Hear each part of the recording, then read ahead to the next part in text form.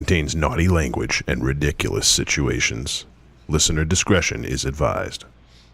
I know it is the cool kid cinematic du jour to hate on superhero movies in 2017, especially in our extended community. Contains naughty language and ridiculous situations. Listener discretion is advised. I got shit to say. I know it is the cool kid. Sorry, Dynamo. Go ahead. We gotta start over. I got shit We to don't say. start over. Well, Go fuck ahead. it. I don't even remember what I was saying. All right, going. yeah. So anyway, I saw Spider-Man: Homecoming, and don't believe the haters that are hating it just to hate. Who hated it? People love it. Yeah. Well, I don't know. You should pay more attention to the internet. I thought it was tremendous. It was just different enough that I feel like it shook up the super comic team formula a little bit and added some stuff to the Spider-Man mythos and was very, very, very, was a very gratifying experience. And they did something that they won't normally do to a normal character. They changed it up. I'm actually surprised there aren't more like fucking troglodyte comic nerds also going, but Spider-Man doesn't go to that school. He goes to just a normal high school. No, this movie's fucking awesome. Go see it. It gets just about, I'd say about 4.5 stars on the Dynamo meter. And welcome to Trick or Treat Radio.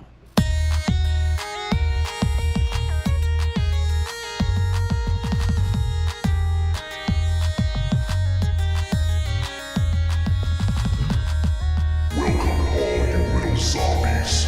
You're listening to Trick or Treat Radio, starring the Deadites.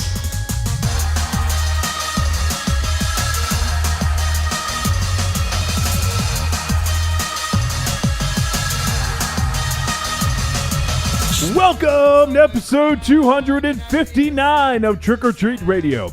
Trick or Treat Radio is a phantasmagorical spin kick straight through the heart of pop culture. Navigated by the Deadites are the world's greatest electroshock band. We destroy monsters, we drink booze, we win championship belts, and we also apparently have something known as a wallet elastic. Yeah. What the fuck is a wallet elastic? All right, listen. There's been some revelations before we went on air, but I have a very big, thick, black. Yeah. I hate my life. Leather-bound wallet, as we can see here. And it's a lot going on here. I even have it's the official Trick or Treat Radio wallet. You can see our sticker on it.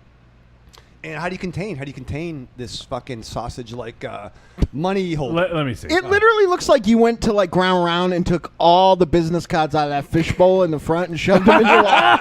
Yeah. Look at this fucking wallet. Yeah, I meet people. Here's a marker. That's a big Sharpie, too. Just as a point of reference. Here's a better point of reference. Here's a regular wallet. That's a big one, too. Yeah, Jesus see? Christ. Yeah, we're big over here. This is the big side. Oh, I fucking eclipse you, dude. This is the biggest wallet I've ever seen. Here's one I How stole do you before the show. It's Isaac's wallet. All right, thanks Sir guys. Isaac! Thanks, guys. Show's over. All right, You get so far. that's a normal size wallet. That's British Don't size. surprise him. Don't surprise him. You know why? I'm surprised yours isn't bigger, Sir Isaac. I'm gonna throw this out This the isn't window. mine. Because I thought British people money was pounds. I thought it'd be heavier. So I have to contain that much. I had to contain it somehow. Honestly, what?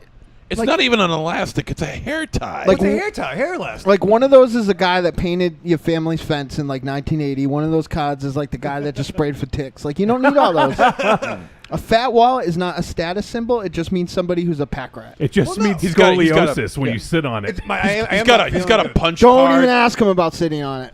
Yeah. He's got a punch card for Spencer Gifts and for What, do you sit on that thing? No, I can't, man. and for car washes. That hurts. Yeah, That hurts. You'd be like, your ass would be up in the air like Yeah, 6 inches. I'd be like fucking halfway Are you over. are you still collecting Marlboro points or something like that? Marlboro Miles. I'm gonna get that extra. The free miles. coffee. That's what it is. The So- Marlboro miles. And I was telling these guys, and I think Johnny can understand that you want to have a right hair elastic with the right elasticity to really do the, when you tie your shit I back. thought my wallet was big.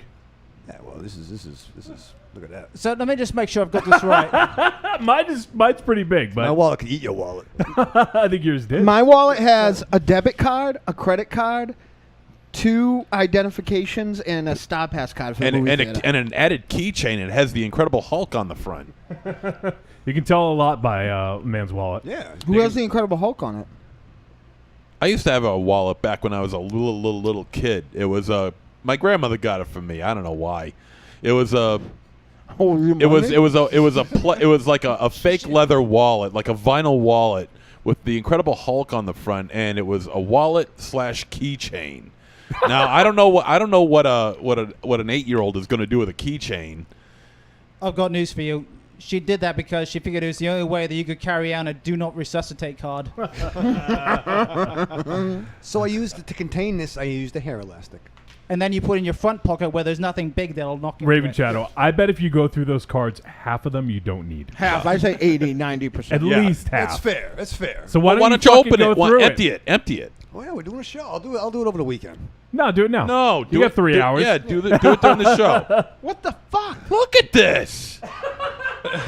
It's not just like this regular one- cards. It's like credit cards. And this one's plastic. for the Peabody line, Mary. I got my Avengers card. What the fuck do you need that for? Can I show it? Is that okay? Yeah. Raven Shadow's got his Avengers card. That's right, it baby. gives you full security clearance. You gotta fucking believe it. Oh my God, your secret identity is Savage Drugan. Don't tell it. Wait, fucking. Oh shit! Oh shit! Way to go. There goes the fucking secret identity. Yeah. Way to go, Oh, asshole. and it's signed by William Clinton. See, he's my boo right there. Is he related to Bill? Yeah. Wait, who's the National Security Council director? That's Henry Peter Gyrich. Peter Gyrich. yes, yeah. yes. Thank you. That's a 20-year-old Raven Shadow right there. Yep. You look better now. Thank honestly, you. Really nice, Yeah. nice. Thank you. Are those 2 notches on top the amount of time you've touched a woman? My business is about to pick up. Why? Because Isaac's here. Oh my God. Sir Isaac. Sir Isaac. You look like such a Guido. I don't think that's a nice thing to say. Yeah. Yeah. Riku says it looks like it's full of Magic the Gathering cards. He's got a full deck in there. Yeah. Yu-Gi-Oh! Yu-Gi-Oh. Here's the thing: it's one of those wanky ones that's all mana and like lightning bolts. It's like got 400 islands in there and 4 lightning bolt cards. Oh shit, we got Joshua Libre hanging out. There you Says, go. what's Hey, up, Joshua. gangsters? Hey, do you have an Avengers card, Joshua Libre? You can join. No, he's had sex, so they revoked it. Bosch says this is too much. Now I want to know what cards are in this wallet. I got a You magnifying glass. You need to read some of them out, guys. I got Oh, a magnifying card. Why? In case he has to check for anything down below. That's how I check for ticks. all right, we need more cards. Everyone wants to see your cards. Come on, this. We could do a whole show on this, you know. Bosch. He's just picking and choosing. Bosch says just we take need more them all cards, out. please. I got Meineke, Muffalo. Let's see. Muffalo. Muffalo. What? Why do you need this? Okay, Why Mark. do you need this? Okay, Mark Muffalo. Yeah. Wait, he doesn't know how to use the fucking internet so much that he needs to keep a business card for Monroe fucking Muffler and Break-In in his wallet. Do you know you can look this up online very easily? That's before they invented that. I fucking tear this thing up. You should. do not need this. This is my wallet intervention. You don't need You this. can get rid of that one. You can get rid of that one. Monroe Muffler and Break Our Service. trash can is going to overflow if he throws out everything that he doesn't need in that goddamn Are you wallet. fucking kidding me? My heart is overflowing. Here's my Sin City ticket stub. Sin Why? City. Why do you keep this? It was a memory. From 2014, Sin City we 2. hated that movie. I know. The second one? Yeah. Why would you Don't keep pick and that? choose. Just take them all out. This guy's a douchebag. He's an eye doctor. Okay, the first Sin an City eye makes doctor. sense. Yeah. Eye surgeon. This guy, he got mad because I told the waitress who was coming in before, the attendant, oh, did you take your medicine? I said, yeah, I took my eye drops. And then no, I said I didn't take them. And then I told the doctor, I'm like, I take them. So how come you told my assistant you didn't take them? I said, well, I guess we're on a bad foot. And then he took So a as phone call. revenge, you put the card in his wallet forevermore. Yeah, he's a dick. I'm getting rid of that. There you go. Okay, there's one down. About 50 more to go. Cecil says Rolodex in his pocket. Smart, very smart. What's this one? Hey, is that a Players Club card? Telly Savalas. Are you See kidding this? me? What do we got? This is fucking unreal. This is real. Bosch says Just Raven, take everything out, I dude. might lose something. You're not. Bosch Oh, says Raven Show's carrying a time capsule. That is what's going Now on what do you? here. Now what Batman is? versus Superman. Why? Why? Because it's just things And I... it- Because Good. wait, Any a movie- memory that you're never gonna fucking relive because you never open your wallet. Well, You never go in there. Why would he want to relive Batman versus Superman? Herb Chambers, the fine folks. This, got the although I gotta Boba commend Fett. you. This is in pristine shape. See? And Yeah, you know what's funny about it though? Like, like he's not going to see any other fucking movie memories because he's going to be he's like 3 movies behind always. that's true. Oh, he did catch up. He did see one. Yeah, but I was like, do you want to go see the fucking brand new one with your friends for 20 years? And Tiny didn't have at least like, no, I have to go see Wonder Woman. Hey, that's fucking mean. And I was seeing it with a beautiful, lovely. Yeah, well, but you could have gone and seen it with a beautiful, lovely and us. And been and now you can't talk to anybody because you're like, no, Was you'll it- be one of those guys now. Yeah. Don't talk. This is I didn't get PHI. to This see is the Spider-Man. All right, what's that? It's a membership card to a health plan insurance company. Okay, all right. Well, that's all Oh, right. here we go. There's a lot of these guys around. Gift My cards. Sunoco gift card, and there's like $5 on that. Well, use it and get Yeah, rid of it. how old is this fucking thing? There's no more Sunoco. It's probably expired. Yeah. No, gift cards don't expire. Yeah, they do. No, they don't. I got a $25 gift card to the 111 Chop House, and I've had that for like 16 years.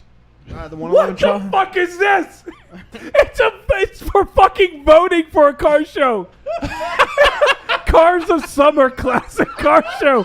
Pick your 2 favorite cars. Why do you have this in your wallet? I forgot to He pick doesn't up. want to rush his vote, Johnny. He's thinking this through. This is 2005, I bet. Yeah. Is there a year on this shit? I'm in a film It full says voter. Raven Shadow. Drop in voting box at bandstand. Oh. Whatever bandstand Are you you an go to absent- next, drop it in there. He's open for an absentee ballot from 10 years ago. I'm gonna drop it off at the Deadite show. kidding me? October 13th is a bandstand. What else you got? What else you got? I think we met him. This guy at one of the maybe Springfield. That was a connection.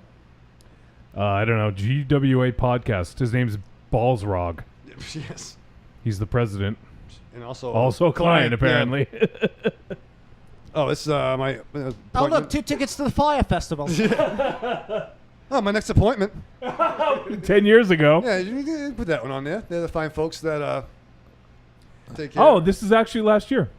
Yep. Your next appointment with us is June 23rd, 2016. You missed it by a year. Good shit. I won't show that because it's got some sensitive information, but That's I'll fair. show this. Welcome Smiles. Yeah, it's my dentist office. What do we got here? Oh, here you go. Jesus Christ. Oh my God. Come on! Are you kidding me? What is it? Volunteer Center, your one-stop resource for volunteering in Central Mass. You don't fucking volunteer. No, well, You've I'm never thinking about volunteered. Court appointed. Excuse me, he comes on this show every year for no money. Every week for no money. If that ain't charity, I don't know what is. Oh, what's this? Dial 211. That's how you get your voter information right there. Here you go. There's another ticket stub.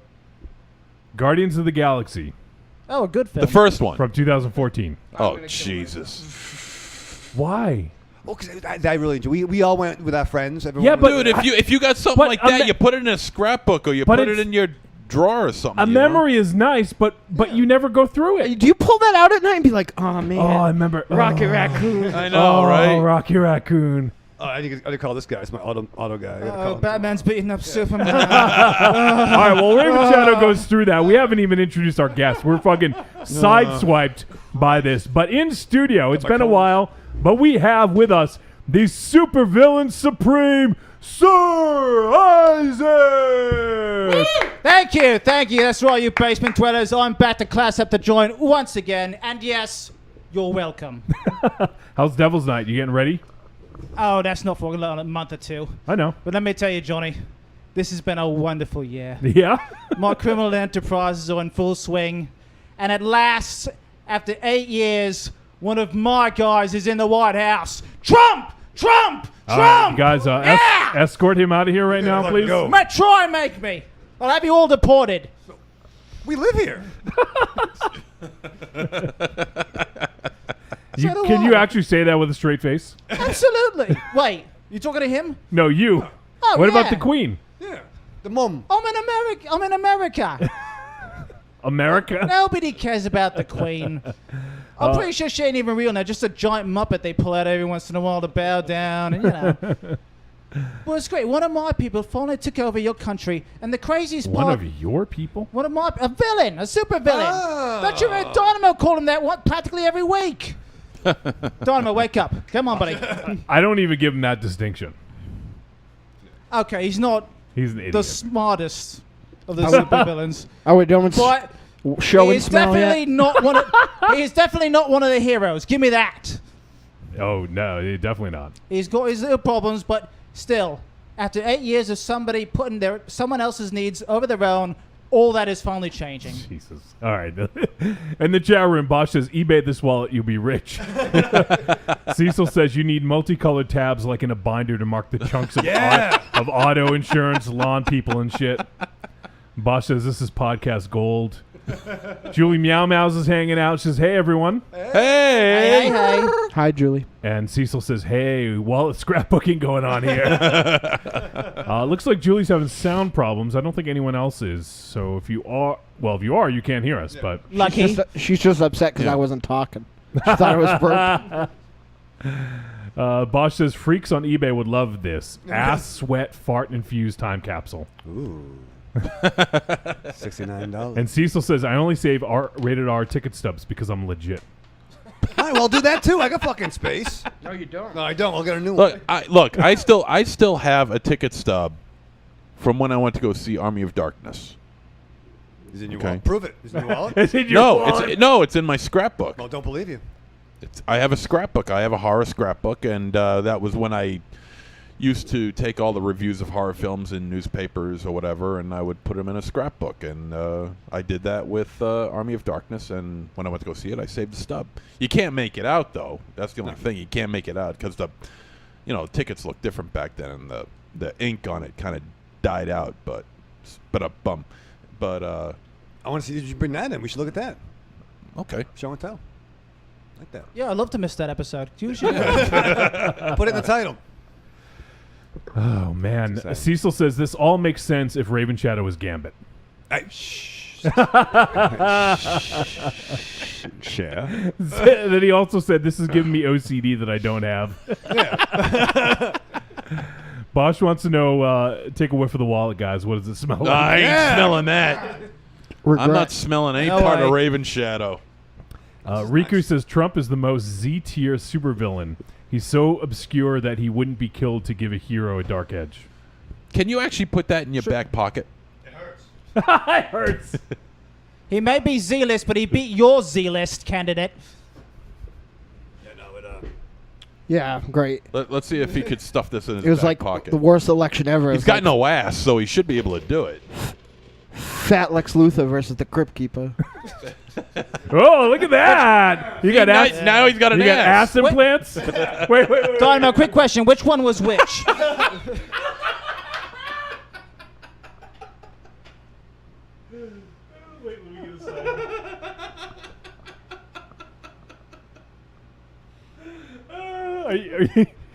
Are you happy to see us, or is that a wallet in your pocket? Jesus.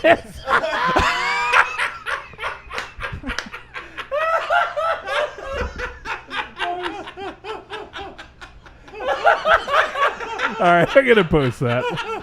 Oh my fuck. What's in your rear end? Happy birthday, Richard Simmons. Wow. Yeah, that's why I keep it in a bag. I miss my jacket. Cecil says, "Oh, cool, horror scrapbook." So it looks like people want to see it, MZ. Yeah, I think Donald Trump's wife looks weird. All right, we don't really talk she, about does, that. she definitely does. But Don't worry, that's he's for gonna- another day. Our- Don't worry, he's going to get a new one. Our friend Mark Sheets is Yeah. here, and he says, "Hello, Sheetsy. friends." His daughter wife. Hey, Sheetsy, I love you, what's up, Sheetsy. babe? And Bosch wants to know, Raven Shadow, if you have a business card for a Turkish bathhouse in there.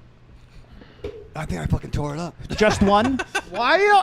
Like you have everything oversized like Pee Wee Herman. You're like my comb. Time to comb my hair. And the giant toothbrush. There's the comb. It's time to comb my hair. That was a bad Pee Wee Herman. Good morning, Mr. Breakfast. Look at this fucking comb. That's an official Supercuts. This is a Sharpie. Yeah. Hey, Raven Shadow, quick question. Yes. How mu- Feel the weight though that you get. That's a fucking. I have one question about your Wow. carnival. Yes. Okay. How many milk bottles did you have to knock down at the carnival to get that? This is nice though. It feels right. It's like a flow. You know, I can wield it. I'm like fucking Darth Maul. Darth Maul! Yeah. You need one that has like a fucking extender, and you push a button, comb comes out one side, Yeah. comb comes out the other. Like a Swiss blade comb or something. So are you using that to brush your hair or kill Jedi? I'm like Nightwing. I can put it Swiss together Army comb. and form like a mega comb. You are like Nightwing. You're exactly like A, Nightwing. a Swiss Army comb. That's On what the you shelf, need. you look pretty good, but then I get you home and regret it. You were awesome in 1996. That's fair. That's a potential. you Yeah. were better as a little kid in panties. That's Dev- one time. Devin Grayson would do you some good. I just sent you something for the thing that you do that I forget to send you stuff all the time. Oh, Jesus. So in the chat room, we have Lalo Schifrin hanging out. It's been a while, Lalo, and he says, Guess who's Well, back? he's laying low. he says, who invited the fake Brit? Whoa. Oh. Monster Zero is not a fake Brit. How dare you, sir? Damn right. Why, cracky? No, I'm going to put these in my wallet. You're gonna save my cards? Oh, he cleaned it out a little bit. Yeah. See, it's what. See, this was a positive thing, I'm this making intervention. progress. He got rid of about maybe... Yeah. Yeah. He got rid of like an eighth, like a 16th of an inch. I'm telling you this right now. It's been a fucking awful week. I called out sick to work today. I've got 5 Mountain Dews, Dr. Pepper's left. If I get to the bottom, I'm out of here no matter where we are in the show. So we better get cracking? Well, with the way you drink them, that'll be in an hour. Well, fine, whatever. Treat. You'll be like, and this is for the Leicester Municipal Society, and this card is for one more and I get a lemonade. Dell's Lemonade. Can you read all that? I almost read our postcard conversation. Don't read that. Yeah. I got a bloody nose all over again. I could tell even your special lady friend thought you were out of control insane. No, listen. It's great. I'm ready when you are. Cecil Well, says, wait till you get introduced Oh to shit, I forget. Combs and Cards, Raven Gambit. Oh, I like that. Yeah. And Bosch says, this is like an episode of Hoarders. I'll tell you this: if you You know, Geraldo Rivera should go through we your are getting a weird look into my tag team partner's fucking Rain Manism. If you want to like throw him off, just throw like the smallest crink in his routine. Fucking done. Hey, can you on that place you drive by 3 times and the things you have to do? Can you stop and pick something up? But I have to go to my mother's house in Millbury. When? After I do this. But then that's 2 times you drive by it. But I have to I have to go to Millbury. Yeah, but at some like before Millbury, you drive right by there at least. But Millbury. But I have to go there to Millbury. Oh, Christ. I had to feed Oliver. He's got his methods. Thank you, Johnny. And there was an event going on, very busy event. It's a schedule. He cannot. I know what it is. He's just so bent up that like he knows that he'll be able to get a little something. Bent up or pent up? Sound like you Really? said bent up. Yeah. Either or. One night. Now, New Hope is learning some idiosyncrasies, and she's being very patient. Patient, I bet. She's a fucking saint. After 2 months, yeah. I know it's been a year, but after 2 months, she should have got a fucking. I know reward. that's not what she does for a job, but she has enough patience to be a doctor. That's for sure. Yeah. Yeah. She should get some sort of an award or something. Right. Well, just me Well, and you alone. Getting rid of him every now and then is good enough. Imagine the first time you see Monster Zero when you had it. It's like you fucking just accidentally sidestepped into a Sid and Marty Krofft like television show. Like this fucking doom. Whoa, transvestites. You better run. You better hide. You better keep him out of sight. He's Monster Z. That came up actually last night. The night before we were talking, and she's like, "What was he talking about transvestites for?" And I don't know. All you have to say is HR, puffing stuff. Yep. All right. Well, My ears Just keep the way my popping in mind here. works. That's all. It's nothing. I think that the problem isn't that your mind doesn't work. No, I it think works. it's the matter. Sometimes it works too much. Speaking of work, I don't want to say it. It'll be evidence. I think I might be in the market for a job. a yob. Yeah. Yump in Yemeni. I'm going to be job. riding into work with Monster Zero soon. Ooh. All right, well, let's talk about what we're doing tonight And the milk because truck. we haven't done that yet. So on tonight's show, we are going to be reviewing Free Fire, the latest film from Ben Wheatley. I'm very excited to talk about this one. Been looking forward to this. I didn't get a chance to catch it in theaters, so just was able to see it this week. And looking forward to talking about that. And then we're just going to shoot the shit. We don't have anything planned for the last segment. We do have a couple voicemails so far. So if you guys do have something you want to say, there's still some time to get it in. Just go ahead and send it to podcast@trickortreatradio.com. Or you can go to the website, click on contact, and leave us a voicemail through there. And that also applies not just for people live right now, but if you guys ever want to leave us any feedback, please feel free. Podcast@trickortreatradio.com. Email. You can also leave us a voicemail. Whatever you want. We love to hear from you guys. And I know we've got a lot of new listeners out there. So if you guys want to go ahead and say hi, please do. It's because we get a lot of new views every week on the Facebook. I think it's 'cause I made fun of you, but I think it's because you wore that fucking shirt on TV. like out of the blue, also we're getting all sorts of. Well, people recognize it too. Like our friends saw it. Like, hey, I saw the Deadite shirt. So I feel like all of our friends were there though. So. True. And also, we don't really say this very often, but if you guys do want to leave us a review, a 5-star review specifically, you can do so on iTunes and also on Stitcher Radio. Go ahead and just leave us that 5 stars. Leave us a few words, kind words. It would help get us some better placement on Apple Podcasts. And we'd appreciate it. Don't say that. That's what it's called, Dynamo. Apple Bottom Podcast. And feel free to share it with your friends, with your family, anyone would like to spread the word, get it out there. And later on, I'm going to have an announcement. So for our 5-year anniversary, we've already booked a guest.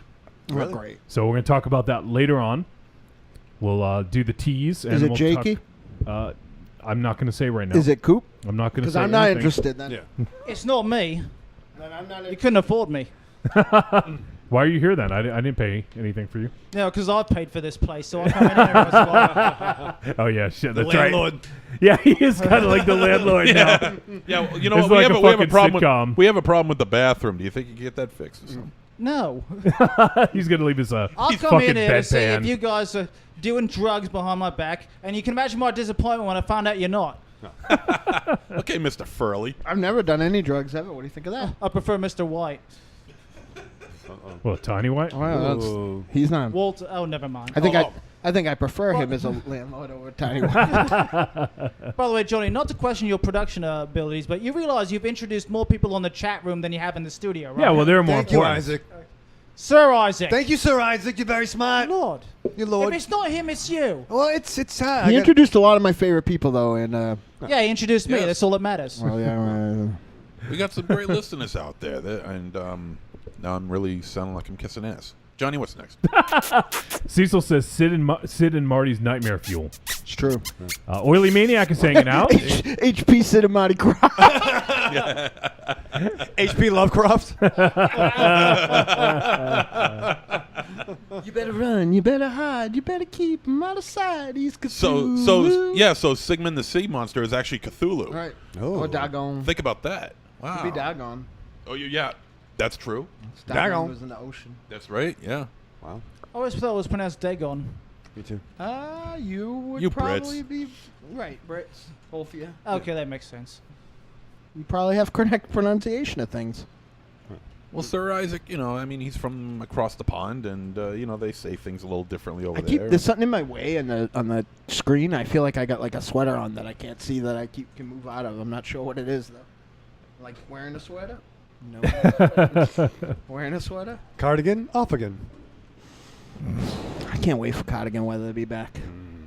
I miss my jacket. Cardigan weather. It's hard to even like finish my business What? because I'm like which I'm like business? snapping the cat. I'm like, man, I'm fucking sweating like I'm playing sports.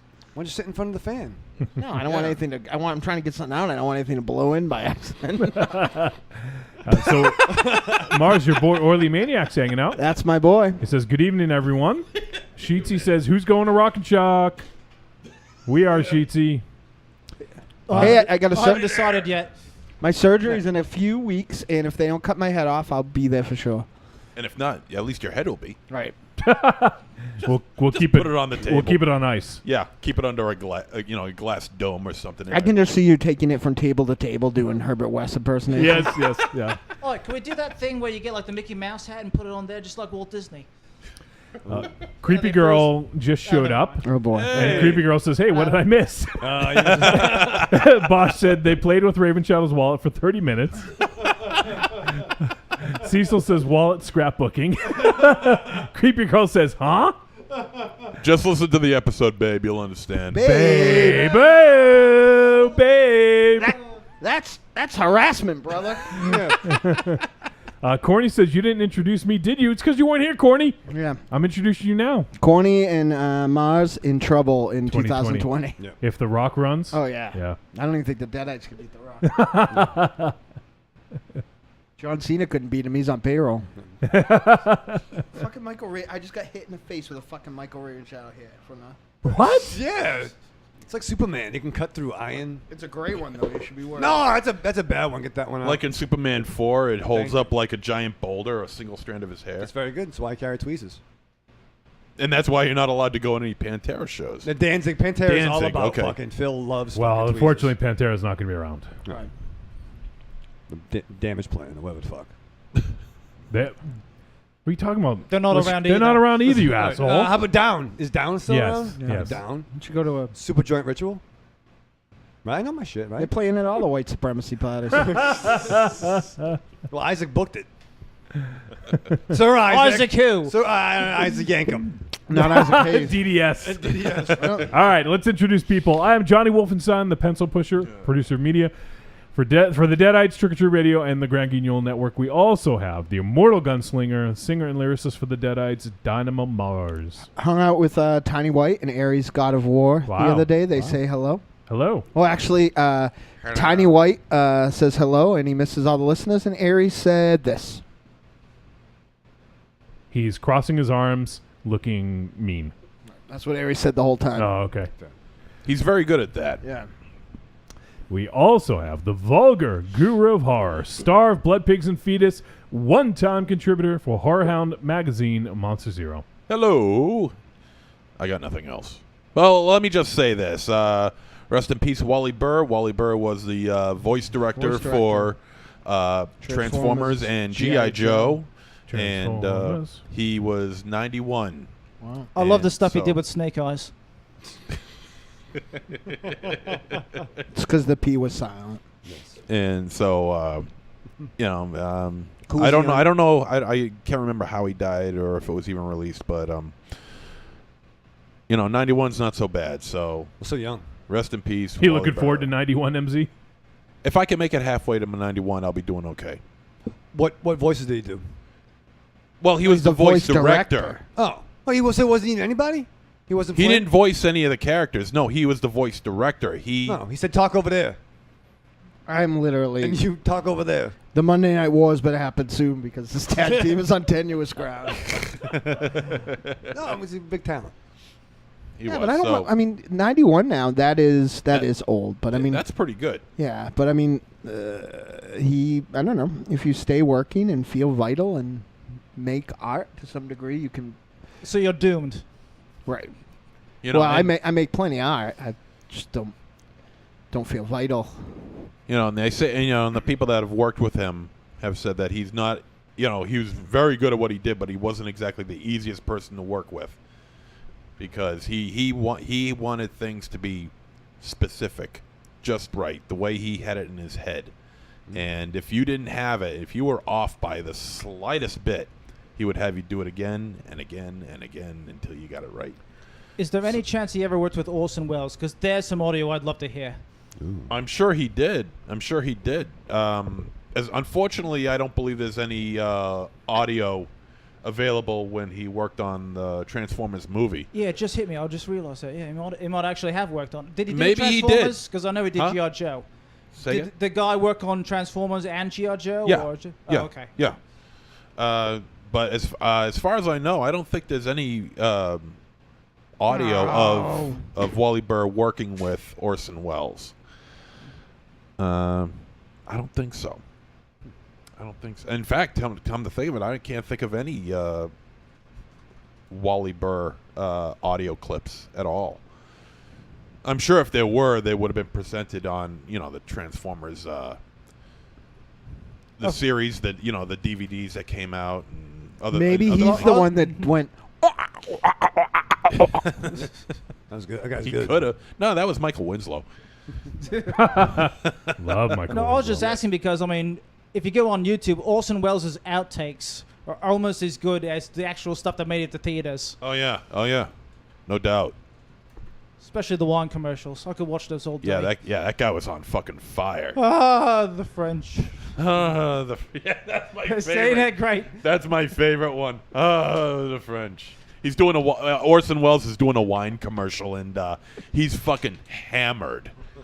While and these two other actors are just like trying to roll with the punches while he's just slobbing all over himself. It's like he's talking and farting at the same time. It's wild. You got to check it out. Nice. The French.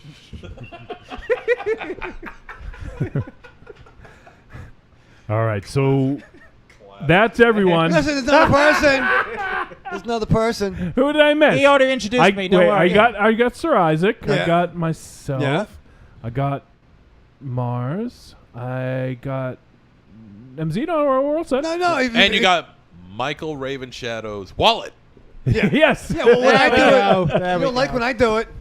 Now standing 8 inches high and 20 pounds, it is Michael Ravenshadow's wallet. Or his comb. Yeah. All right, we have the chain smoking, hand kissing, baby shaking, Lorazepam loving, former comic book reading nerd, and the official smoke chamber for Castle Wolfenstein. He's also happens to be the pimp of promotions, Michael Ravenshadow. Thank you, Johnny, for getting it right. You're doing a good job. I always fucking get it right, you asshole. You do. It takes a long way to go, though. He's not the pimp of promotions. He's the pimple of promotions. Listen. He's the pimple on promotion. Yeah, well, he's about to pop. See, I got. Yeah. Check the ceiling, baby. At least his wallet is. Don't forget, he's also the father of flashbacks. Yes, thank you, Sir Isaac. You're welcome. Good, You're welcome. yeah. See, you call me Sir. I was going to do nice When he things. compliments him, yeah. Yeah. There you go. Isaac, I like what you do. But I think what we're all here for, what are you going to do after when the show ends and the conversation just begins from the fib? You want to check out, there's not a date, there is a date on this. What are you doing July 14th? That's tomorrow. You get Donna Matrix joins Nikki Luparelli and Gold Diggers at the Oberon Theater in Cambridge. In case you forgot, this Friday, July 14th, doors at 8:30. You know what? If you love it so much, the night's so nice, you got to do it twice. Saturday, July 15th, doors open at 6:30. Saturday, July 15th is the year anniversary of my rebirth and my retcon. For those playing at home, for a Blonde Side of the Moon, it's a Pink Floyd tribute. What do you think I of don't that? even know what the fuck he just said. That's it. Now it's long way to go to the bottom. I know what he's saying. I just can't believe it. I assume there's a divorce reference. Did you get retconned? Johnny is not a very bright person. You got to take it slowly with him. It's just, So, Blonde Side of the Moon Thank you. is Tag. a Pink Floyd, a Pink Floyd tribute. I haven't seen this show yet, but I've seen Nikki's other shows, and I got to tell you, and this is coming from me, who is very picky about this particular element of a band. She is one of the best front women I've ever seen, one of the best front people I've ever seen, and she is backed by who, in my opinion, is the best front person I've ever seen, Donna Matrix. So it's going to be a fucking a killer show, Nikki has all the chops of a operatic singer and all the skill of a Berkeley superstar, and Donna Matrix is the illegitimate child of Johnny Rotten and Madonna. So you want to see that shit when you get the opportunity to, and their sets are always spot on. Their backing band is always incredible, and the Oberon shows are always pretty amazing. Is that the little guy from Justice League? No, Diminutive. they don't like to be called little guy. They like to be called Apocalypse. Diminutive? Diminutive. Is that small, right, Sir Isaac? Pocket sized? sure. Yeah. Not wallet size. Travel I'll tell you size. that much. It depends on whose wallet now. Yeah, single serving. All right, so that is everybody. Let's talk about ways you can support the show. How about that? Good idea, John. Actually, before I do that, this is deserve any support. this is somewhat related. I took advantage of Amazon, their Prime Day, and I got myself a PS4, so I am probably not going to get anything done from this point on. He So. honestly did it because I was in the chat room crying like a small child that I didn't have anyone to play video games with. That's part of it. I have wanted one, and it was a deal. It was a pretty damn good deal. You know why? There was a difference, by the way. I didn't get that download code. Mhm. So that's a $70 right there. Yeah. So I will be getting. There's a bunch of games right now. Obviously, who is it that pointed out? Let me find out who was it that pointed it out and get his name right. But it was Carlos, and he had said, "Hey, can't wait to play Friday the 13th and Dead by Daylight with you guys." Yeah. And so I'm looking forward to doing that, and then we also have Injustice 2, Well, and then also Fire Pro Wrestling. I'll tell you this, World. by the way, in regards to Injustice 2. I've spoke to a lot of my gamer friends, Mhm. and Mortal Kombat XL is still, they're saying, the best fighting game that's come out this year. That's interesting because I've seen reports to the contrary. Yeah, no, I just got it to... I literally got it because it was cheap for getting the reports to the contrary, and I was talking to them. I think that I don't know. I think that this is the special edition that has all the downloadable content. Mhm. So maybe they fixed some of those animation problems. But the problem with video game fans are like men in sex. Men and sex? In sex, once you do something in a video game, like one game breaks a precedent, right? Every other game that is fine on its own now, all of a sudden is fucking bullshit. They're like, nope, we don't. This game looks this good. Every other game that doesn't look this good is bullshit.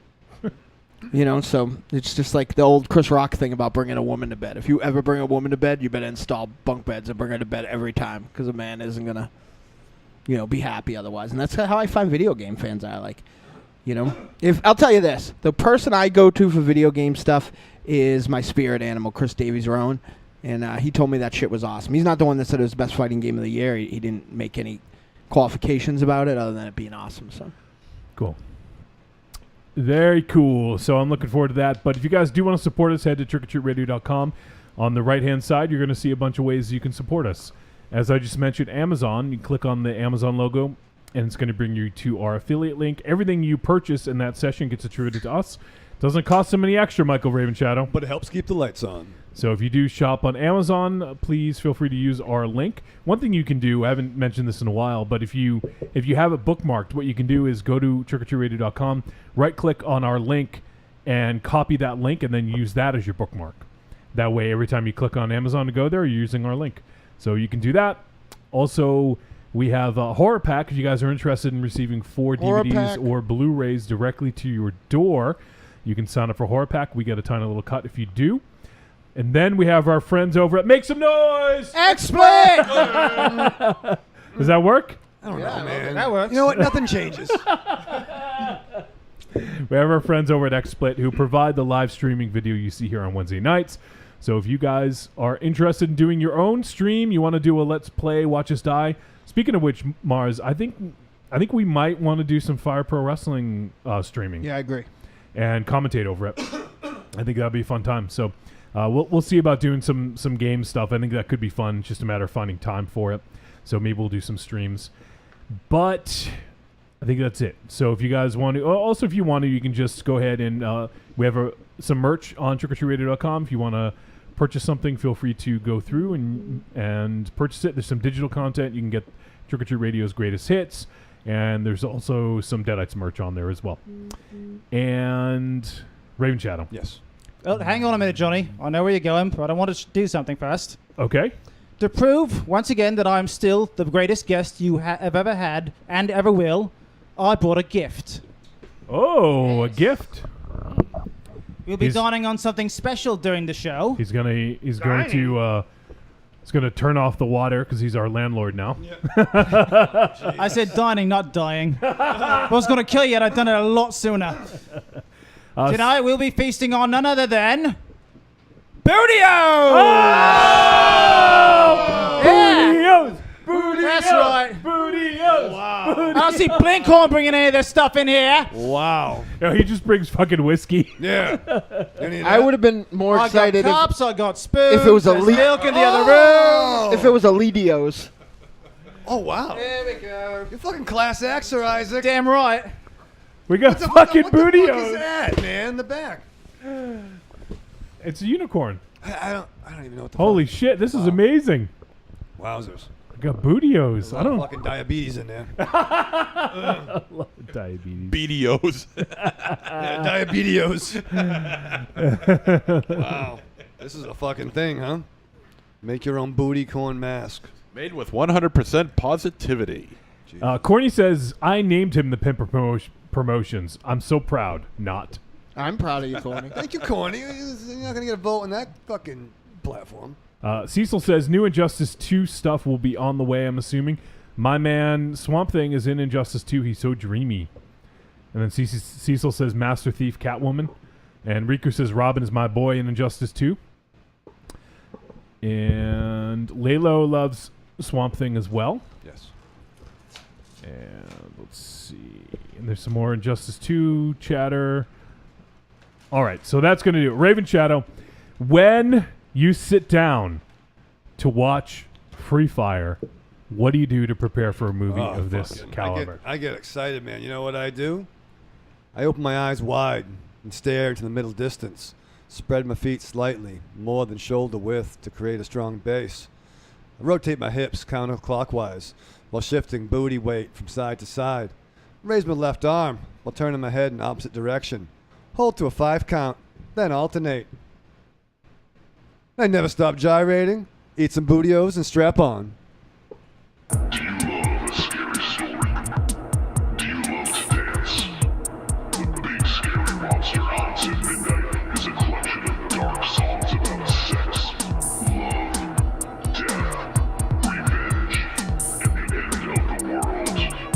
Brought to you by the world's greatest monster hunting electroshock band, the Deadites.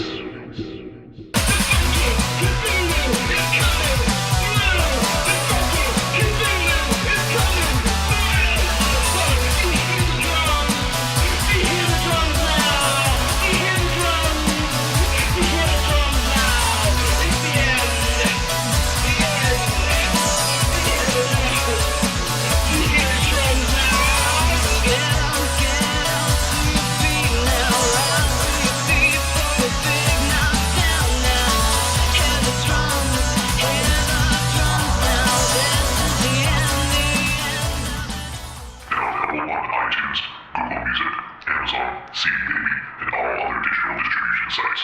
This is Matt Kennedy of Astron 6. You might know me as Manborg. You might know me as Father John Sullivan in Father's Day. But what's important right now is that you're listening to Trick or Treat Radio. I'm Ruby Burble. What's up, y'all? It's me, the Yeti. Telling all the ladies that they couldn't be more fine and that we should knock those boots like Frankenstein. When I want to get my nerd on, I go to Facebook and I go to the Trick or Treat Radio Facebook group. That's the place where I get to talk about all the hip new horror movies, all the cool comics, Like comics. RPGs, video games, you name it, we're talking about shit on there. And you could not be any cooler if you were the coolest kid in school. Be the first kid on your block to swing their cock over at the Trick or Treat Radio Facebook group. Just go to Facebook, search for Trick or Treat Radio, ask to join, and it's like Nerd Nirvana, baby, without the shotgun blast. This is the Yeti, signing out. See you at the Trick or Treat Radio Facebook group. Follow us on Twitter at The Deadites, TheDeadites.com, and TrickOrTreatRadio.com.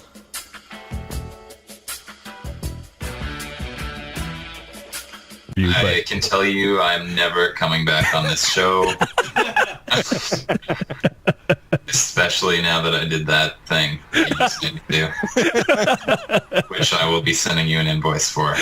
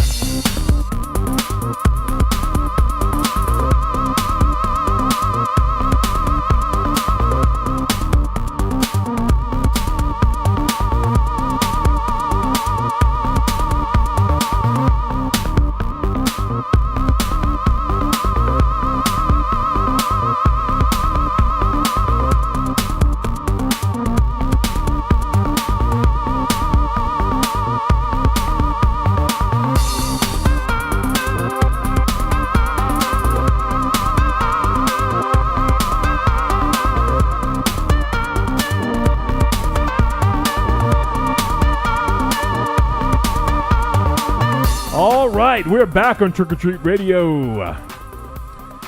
Sir Isaac has been pouring out the Bootios. We all have cups of Bootios. Are these gonna make me die? I watched a little bit of Great Balls of Fire. Those guys aren't on that show anymore, huh? No, they're on SmackDown, I believe. God damn it. Boop, boop, boop, boop, boop, boop, boop, boop. All right. It looks like Julie's sound is working, which is great. It was just in time for the break, she said. Do we know what happened, Julie? It seemed like it was just her. I'm not quite sure. And Bosch says, that Astron 6 support. Yeah, we got Matt Kennedy. So we've had 3/5 of Astron 6 on the show. That's true. We just played the Matt Kennedy station ID. That's all. All right, so we're settling in, waiting for Raven Shadow. Mars has some milk in his Bootios. And we're going to talk about Free Fire. Free Fire, rated R, 90 minutes. This action comedy crime movie is directed by Ben Wheatley and it is written by Ben Wheatley and Amy Jump. And it stars fucking hell of a cast. It's got Enzo Salenti, Sam Riley, Michael Smiley, Brie Larson, Cillian Murphy, Armie Hammer, Charlton Copley, Babu Cisse, Noah Taylor, Jack Rayner, and also Patrick Bergen, who played DJ Dan in Prevenge. Sorry, no, Tom Davis was DJ Dan. And the rest. And the rest. That's most of the cast there. So, and the synopsis for the film, set in Boston in 1978, a meeting in a deserted warehouse between two gangs turns into a shootout and a game of survival. And that's pretty accurate. Yes, it is. All right. So, Free Fire. I will say to begin, Ben Wheatley has become one of my favorite filmmakers. Whenever a film of his is released, it shoots to the top of my list of most anticipated films. And this one was no different. Unfortunately, I didn't get a chance to catch it in its limited theatrical run because I think it only played a couple weeks. So I was a little bummed out about that, but I knew that we were going to do it, so I held off anyways. And he is one of the few directors, I think, where he starts at a treat. Like, before I even watch the movie, he's a treat, and then he goes down from there. Like, that's kind of where he is for me. He's such a fantastic director. He's had a great run of flicks here. So, yeah. And this cast is fucking great. An amazing cast. Yeah, like, and everyone is good in it. No huge stars. Like, I mean, like, I don't think any of these are like gonna like lead a. I've heard a few of these guys before. Yeah, I didn't want to eat Bootios into the mic. Armie Hammer. Brie Larson was in Kong. I guess what I'm saying, they're all stars, but they're not like Carrie. Like, I don't know. All right, maybe I take that back. Brie Larson is going to be Captain Marvel, and we also have Cillian Murphy has been in some pretty big roles. Armie Hammer was fucking Charlton Copley. Armie Hammer was Lone Ranger, wasn't he? Yep. Was that him? Yeah. He was in not Mission Impossible. With Harry Cavill there. Henry Cavill. Not the Man from U.N.C.L.E. Yeah, Man from U.N.C.L.E. Yep. So yeah, I take that back. Then this is a pretty. I wouldn't say they're household names, but they're definitely stars. It's a really outstanding cast, a great ensemble cast, and even some of the lesser known folks that like Enzo Salenti and Sam Riley that I didn't necessarily recognize their names. I thought were all fantastic as well in this. So as the synopsis stated, this is set in 1978, so you can definitely see the style at play, which I thought was fucking great. And whenever I see, I don't know why, but whenever I see Michael Smiley on screen, like, he just makes me smile. I just think he's a treat to see on screen. All right, so I'll let one of you guys talk. What did you think of this fucking movie? Who? Everyone speak at once. Okay. Anyone, I thought you Go pointed ahead. somebody out. So everyone's got fucking Bootios in their mouth. That's right. A couple of seconds ago, you said that with Ben Wheatley movies, they start with in your mind, they start with the treat and then start going down. Yes. And it kind of sums up my feelings on the film, actually. Okay. Everything up until the shit starts going down is great. This movie does a great job of establishing who the characters are. The plot moves with the characterization. It's not like they're not things that occur because the screenwriter needs them to occur. Everything happens naturally. The cinematography is great, but I think when the shit finally starts going down and we get into the gunfights, that's when I think this movie starts slowly losing it. One of my problems with this film is that Wheatley does a very bad job of establishing shots. When people start shooting, it's very hard to tell where everyone is in relation to everyone else that they're firing at. And this thing sort of continues. After a while, there are scenes that almost seem abstract. Did you get the same impression? I disagree. There was sometimes when I didn't know. I think it was supposed to look a little hectic. I didn't know where some shots were coming from. But it's a fucking gunfight, so it didn't bug me. You got 8 different people, 10 different people firing guns at each other, and you can not knowing where you are as the viewer kind of sets you into the setting. I feel like they all knew where they were, though. Yeah, well, I'm not there, so I'd like to know where they were. That's what I'm saying. Like if it was an instance of like that, there was no lights and everybody's obscured. Like I do feel like he did it to set chaos, but it was a little too chaotic. Well, no, you know why? Know what my complaint is? I don't think that he was always 100% honest in the editing, in the sense where I feel like people.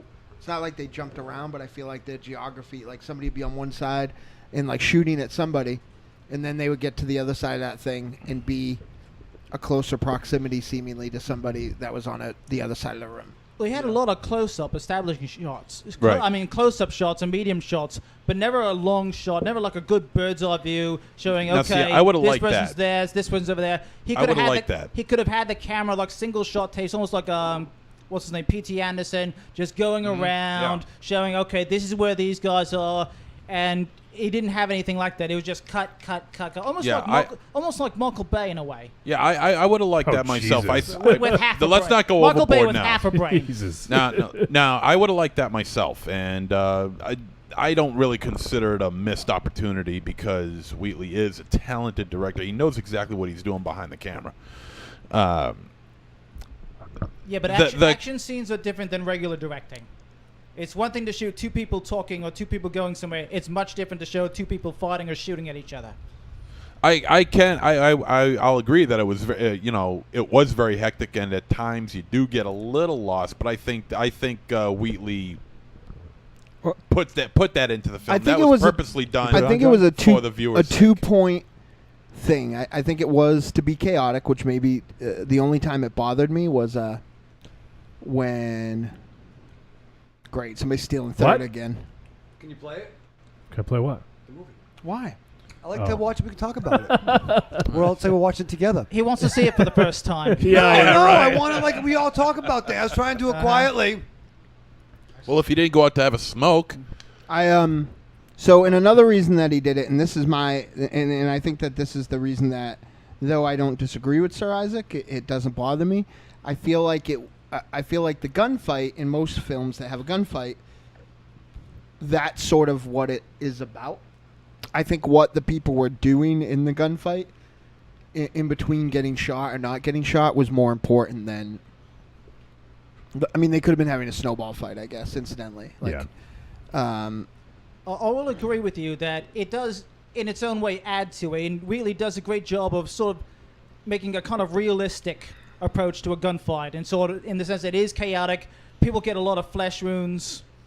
People start slowing down. Yeah, Finally, people start running out of bullets. And in very most slowly. In most shootouts in films, everyone gets off fucking scot-free for the most part, except for like the bad guy that gets killed. Right. In this, everyone gets fucking shot at some yeah, point. but you know what? I also found that to be, while believable, it's possible, however unlikely, that where you have all these people getting shot at, they're shooting each other and shit, that they're all so bad. I can't say bad. I mean, given the circumstances, that they all miss major arteries and vital organs.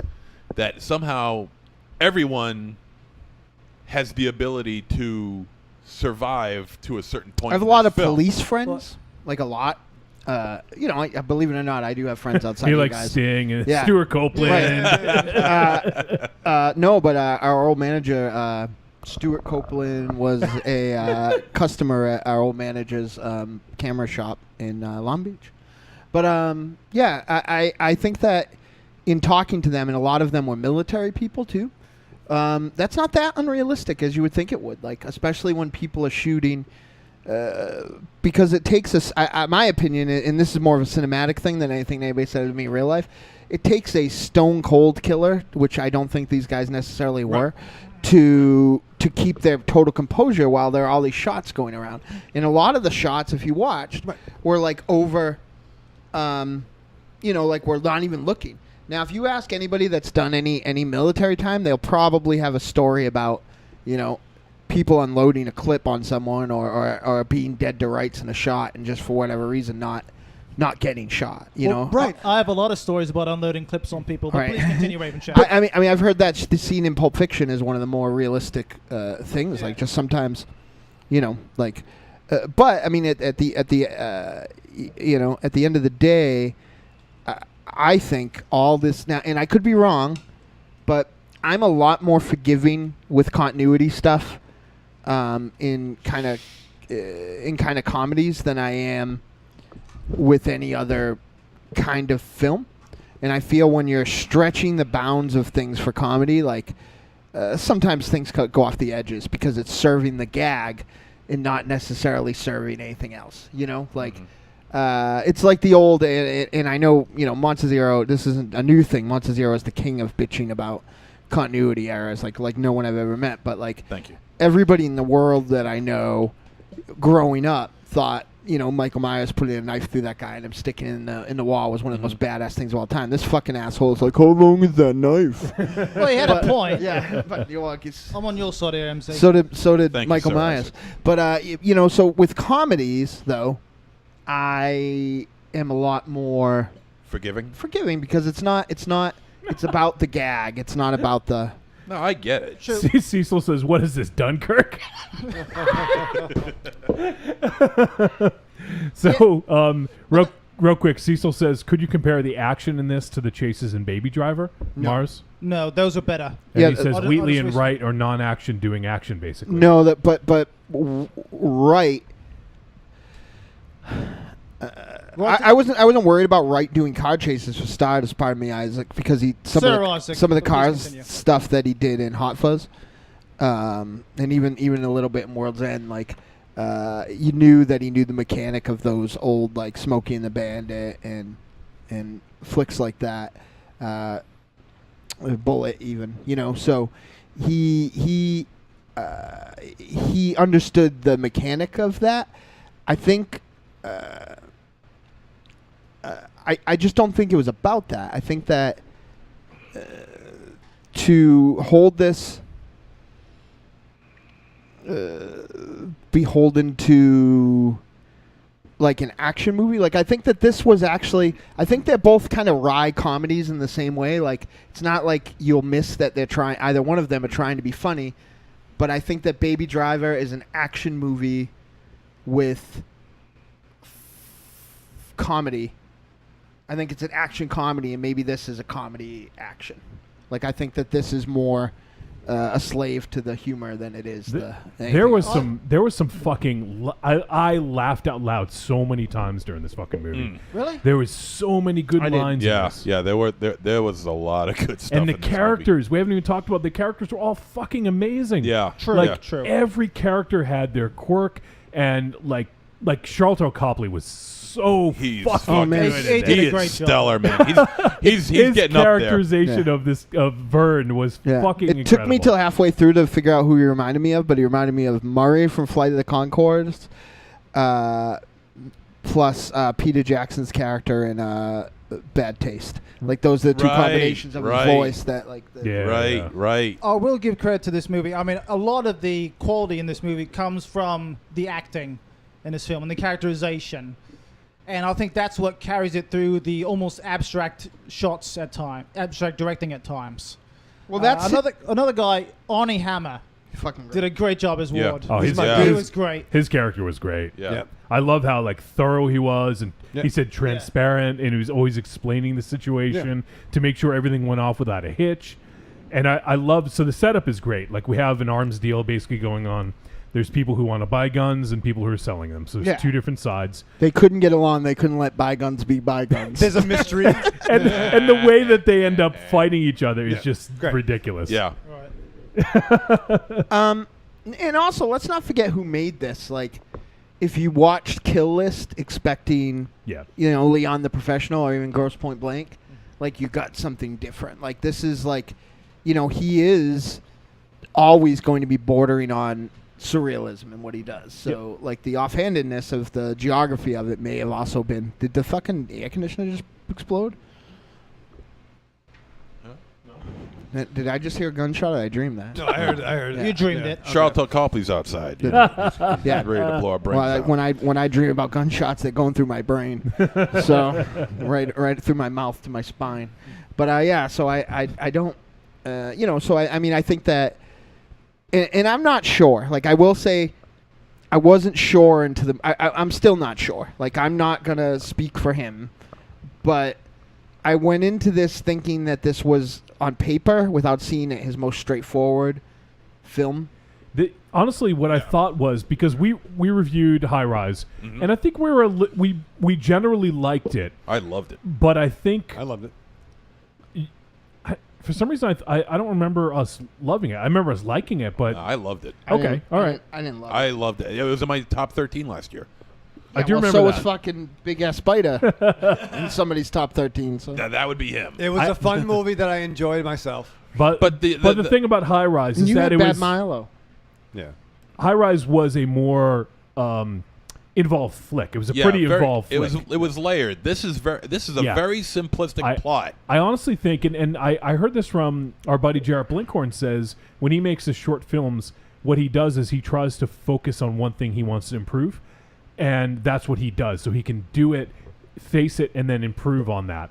And honestly, in this case, I think Ben Wheatley set out to, I mean, I haven't read anything about it. This is just me thinking that, to improve himself as a director, that I think he just wanted to do a small picture that took place in one set, basically. Yeah. And to just play with that because, how many movies do you see where it's basically a 90-minute gunfight?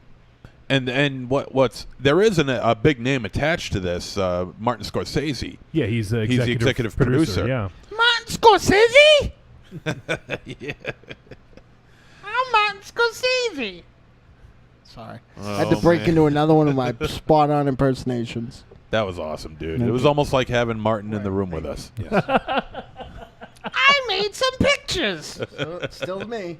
Yeah. Okay. Wow! I closed my eyes. I thought for sure. Only those watching the live feed will really know that. We'll peel back the curtain. Could you And- go and back I- to dreaming about gunshots? And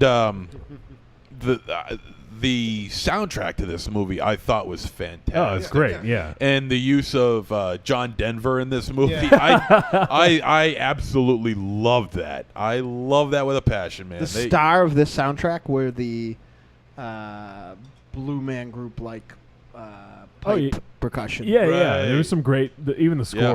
was great The too. score was Yeah. fantastic. I mean, I think it set the right tone with what was going on in the film and everything. It was And just this felt very well like done. like a 70s film. It did. Which isn't a lot of times you can they do in these films it looks like they're just wearing costumes, but I think everything was believable where I thought that this actually was the 70s, The only thing that really wasn't believable was the Massachusetts license plates. They didn't look like that back then. Yeah, and that's for me that's forgivable. That's nitpicking though. Yeah. This kind of came up in chatter on the way over here, but I wonder if potential or folklore versions of the Reservoir Dog script had anything to do Like original versions of it? with this. I was Because thinking I've of heard that. that there were more short shootout things in Reservoir Dogs. There are definitely some similarities. Yeah, I was thinking that too. And one of the things I do, and this is just to go back to the point that I was making with potentially Ben Wheatley working on one of his weaknesses or something that he perceives as a weakness. And I think he's really just trying to try different things and push himself. And he hadn't done anything like this. And High Rise, he hadn't done anything like that either. Like, each of his films feels different to me. And, you know, with some directors, you see that they're sort of working with a lot of the same themes and a lot of the same sort of premise. But I feel like he really challenges himself with every picture and tries to do something different. And I think that's really admirable, and I think it works really well. And he does open himself up to having some misses with that, I think. But I also think it's a pretty bold move to do that. Yeah. I just want to catch up real quick in the chat room. This is about 10 minutes ago. Julie Meow Meow says it's really hard to kill someone in real life. It is true. And that's something I loved about Man, it. I've tried many times. Not and in my it just never seems experience. to work out. And Corny says, Julie, who have you tried to kill? Don't say nothing, Julie. Yeah, it could be evidence.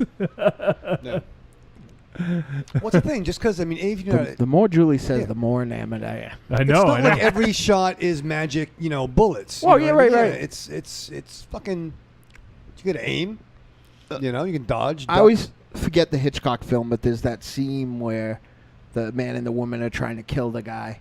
And, like, they stick his head in the oven, and they're, and Hitchcock's old adage was, like, it's hard to kill somebody. Like, it's not like in a lot of movies. One of my favorites. And people do die in this. Yeah. Make no Yeah. mistake. Oh, Yeah. yeah. There is one. I'd be disappointed if they all walked away. One of my alive. favorite notes, and I was waiting for it because we got to the end, and I was surprised with a lot of shooting. Every Refn film and every Ben Wheatley film has one. Oh, that was neat, but I wish I didn't see that. Like, and this one came out. I wonder which one. It Yeah. could be a couple. There was one. There was really one in this one, but Was it have to do with Charlton? no, it had to do with a vehicular homicide. Okay. Yeah. That was my second guess. That was my was favorite Lloyd scene, Kaufman. and I you know what, I stood up and I cheered on that scene. I did. I went up and I was like, yeah. The one thing I liked I about had so the much is, fun though, with that. I think the movie needed more scenes like that because there were long periods where it was just one shot after the other of somebody shooting at somebody, without something big happening. I think this movie needed to be more scene focused.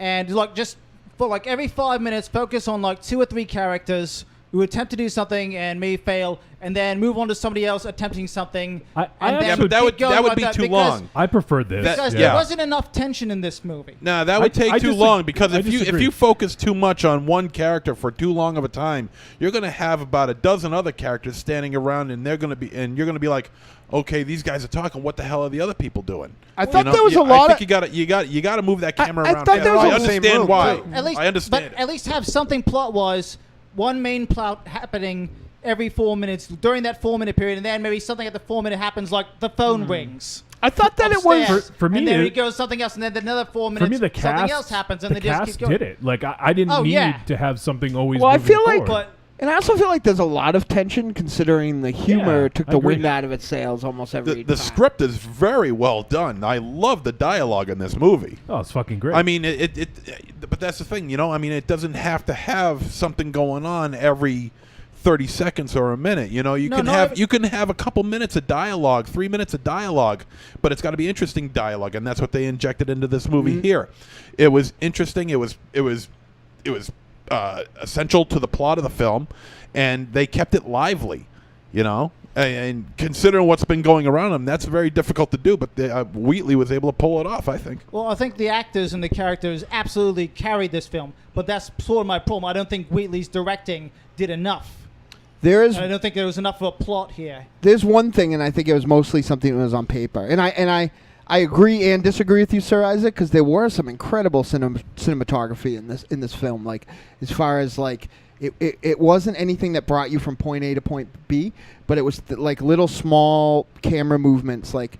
Like I don't even know, they had to be some sort of a Steadicam rig on a fucking like go-kart or something that took you from like not point A to point B, which I would have liked that more sometimes, but from where the camera's perspective was initially, and there would be a squib shot, and then it would carry around behind where the person had cover and stuff like that. And there was some really great camera movement, considering there was some weird lighting concerns at different parts. Like, I do agree that I would have enjoyed, the OCD in me would have enjoyed getting the overhead shot of this often, like in every time people moved, getting the overshot. But I don't want to say that it, like, directing wise, I think that he did a good job, especially since I'm not convinced that he didn't care where everybody was, for better or, like, at the end of the day, like, I feel like criticizing him for not knowing where everyone is might be like criticizing my old complaint about the Rue Morgue article about the birthday massacre being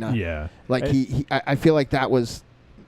I also want to add that, I mean, this is as simplistic of a plot as you can get. Yep. There's an arms deal gone wrong and a shootout occurs. It's not actually true. I can make a more simple plot. Well, sure, but you don't get plots this simple in films very often. No way. I watched a part of a wrestling pay-per-view that was more fucking complex than this movie. Yeah, and I thought that was brilliant. If you added too much, it would take away from the ensemble cast and what's going on, the dialogue and the banter. And I just feel that this let the characters breathe. More plot wouldn't have allowed that, and I think it would have made it a worse film. Let me give you an example of something where it does work. Something like Panic Room, where it's a very basic plot. You've got a mother and a daughter trapped in a panic room, and you've got 3 criminals trying to get in. And the plot moves there because you got, okay, the criminals try and do this, and then the people inside counter, and then there's a switch up. Some of the criminals get inside, but then somebody else gets out, and then the cops get involved. So there's a constant switching. With this movie, it was too much of a standoff the entire time. But that was also more. That's what the movie is. That's what it is. Like but there needed to be something where one team tries to get the advantage over the other, or try to get to the. I haven't seen. This is like a stronger. The point is, it just happened. Yeah. Nothing was planned. So and they're also all knew. idiots. Yeah, they're all idiots. There's 2 real killers in the room. There was different allegiances as well. So it wasn't like one side versus another. True, but that doesn't mean you can't have interesting things happening. This was like interesting things happening in this. This was like a battle royal with guns. Yeah. Like a Royal Rumble with guns. I think that also, as far as Panic Room goes, and I haven't seen it all the way through, not from not wanting to, just because it's not available on any civilized format right now. I feel like that, though, is a very suspenseful movie. From what I've seen, it's like good. It's a good movie. Fincher doesn't generally make bad movies, but I feel like it's a more of a sort of suspenseful movie. Where this is more of a. This is it's the opposite. It's the exact opposite, and it almost makes you point to a degree, Sir Isaac. But this is like Cannonball Run, right? Like, but all the gags are. About people getting shot or not getting shot instead of driving their cars into the ocean or into clotheslines and stuff like that. There's not a single set piece in Cannonball Run that isn't interchangeable with like another one. It's just like, it's just a gag. It's gag. And I feel like I don't think this is an improvement on High Rise. I think this is him going more off the reservation. I think that this is him focusing more on what he wants to focus on and giving 2 fucks about everything else. Like, I think that this movie is like... it's just the type of movie he makes. This is like a Field in England, except people are shooting at each other. Yeah. Like, you're like he makes these minimalist films that don't necessarily... obey the laws of like any sort of normal physics. And I feel like he did early on. He tried to make more his films were more Coen-y in the way that they were quirky, but they were very traditional narratives almost. Like even Kill List, that did have a point A and a point B, even though it was fucking kind of bug shit crazy and weird. Like I feel like now going forward from A Field in England on, he's like, he doesn't give a fuck. He's making these movies about like a normal movie if it's like a fucking like a puzzle, right? And it does this, and this part goes to here, this part goes to there. He builds that puzzle, right? And he builds it cohesively enough initially so that you understand what the puzzle is. A Field in England notwithstanding. You know what I mean? Like, though it wasn't his own thing, I feel like High Rise, you understood that it was about the classes and it was set very early, right? Yeah. Then he fucking slams his fist on the puzzle and puts it together all the wrong way. So it doesn't really fucking work in the forms of a traditional narrative or a traditional physics or traditional anything else. And, that's just, who this dude is. Like, if this was Tarantino or John Woo or someone like that, you would have got that lay of the land because it would have been important to the, whatever type of cinema he's referencing. Mm-hmm. It's funny that somebody brings up Baby Driver because there's one whole chunk in this movie that reminded me of an Edgar Wright film in the way it was directed. And that's the scene where two kind of things are happening at the same time off the floor. Mm-hmm. Like it had that sort of super suspenseful, but if you take it out of the tautness of the moment, everything that's happening is like fucking ridiculous and dumb Poverty Row gags and stuff like that. So yeah, I think that, I wouldn't, I don't know, this doesn't change.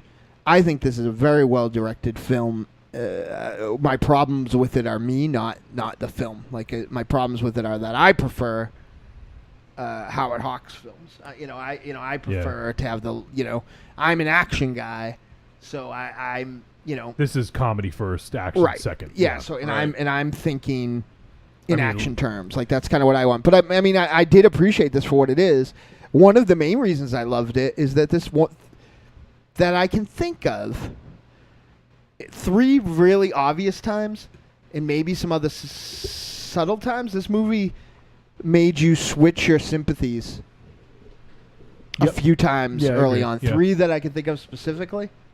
And then another time like later on when and I think that's a tribute to how strong these characters were, because even though they're all deplorable, they're all bad people to some degree, you actually really cared for them and didn't want to see them die, at least for me anyways. And as a statement, it takes that old criminal's code of honor thing, right? That gets dramatized by like. Excuse me, as a criminal, there is no code of honor. Right. But please continue. But we just say that we just say that shit to the newbies so that they toe the line. Yeah, in a post Tarantino world, and our young cinematic heads being filmed with like Triad and Yakuza films and stuff like that, with full of gun-toting ne'er-do-wells and criminals that you're sympathetic for until they get their back turned on and stuff like that.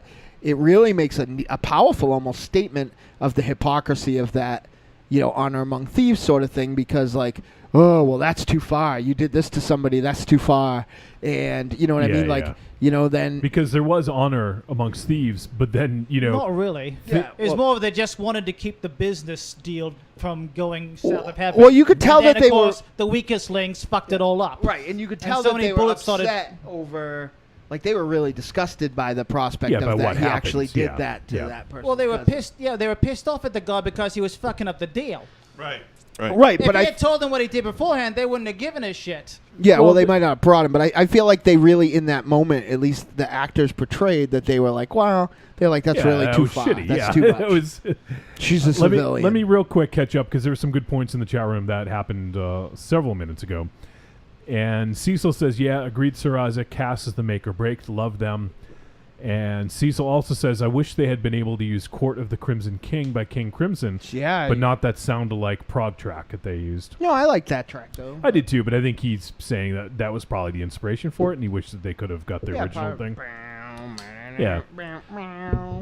And Cecil also says, one set always impresses me. Yeah, I agree. It's tough to do, for sure. Yeah, it's not easy. Julie Meow Meow says, I give up AT&T as being a trick tonight. See you guys on the Facebooks. I think she's already gone, but Julie, thanks for sticking out, even though your internet was not agreeing with you. And let's see here. Tom C. left a voicemail about the movie. We'll play that a little bit later, Tom. Just want to keep the conversation here going. First time Mike says, real shooting people doing real shooting things. Bosch says, real gunfights are never are perfect. And then Creepy Girl says, agree with Sir Isaac again, more gore and cool kills. Some bullet perspective shots would have been cool. Oh my god. Thank you. You're very That, smart. girl. that I definitely did not want. No, Yeah. no. Oh, That's style. This is substance. He Do you went for buy substance. your gun movies at fucking Cliches or Us? Come on, creepy girl. What about, says- what about the scene with the flammable liquid? The payoff to that that was, was fucking great. awesome. That was That was amazing. great. Yeah. More scenes like that would have been great. And I'm not saying that I More need the gore movie- would have been too gratuitous, I think. I think the level of violence in this film. there was some moments that made you go, "Wow, they did that." Oh okay. yeah, oh yeah. Well, Yeah. the level of I guess you could say gore in this film is on a realistic level. Part of the problem is we're so fucking detached. Who here has been fucking burnt with fire? Yeah. Right? Like, if you're burnt with fucking fire, like, it hurts, but you don't fucking die. So, like, people are so accustomed to somebody fucking hits a fucking, like a fucking solar panel or like a switchboard, also they burst into flames. Yeah. What's What wrong happened to with you, those Raven girls? Shadow? Did your hair dryer go out of control or something? Yeah, it was a bad time. I wish you would die really quickly. But it's like punching someone in the face and they get knocked out. You know what I mean? And shit like it takes fucking time. I can tell you. No, I that's- have been punched in the face and knocked out. I've never been set on fire, but I have set plenty of people on fire. You're right. It does take a while for them to go down, and that's why I do it. Yeah, and it hurt. Like, the thing is that, like, man, I do not want, like, fucking bullet. I am a grown, I'm going to say this right now. I'm a grown-ass man, and I don't want ever see any of that fucking Matrix bullshit again. Like, let's leave that shit in the toy box. I don't need any of that. Like, I don't need it. Like why? Like, Nope. Like, why every time that somebody shoot a fucking gun do I have to see The fucking, bullet- the gun bullet doesn't have time. fucking eyes?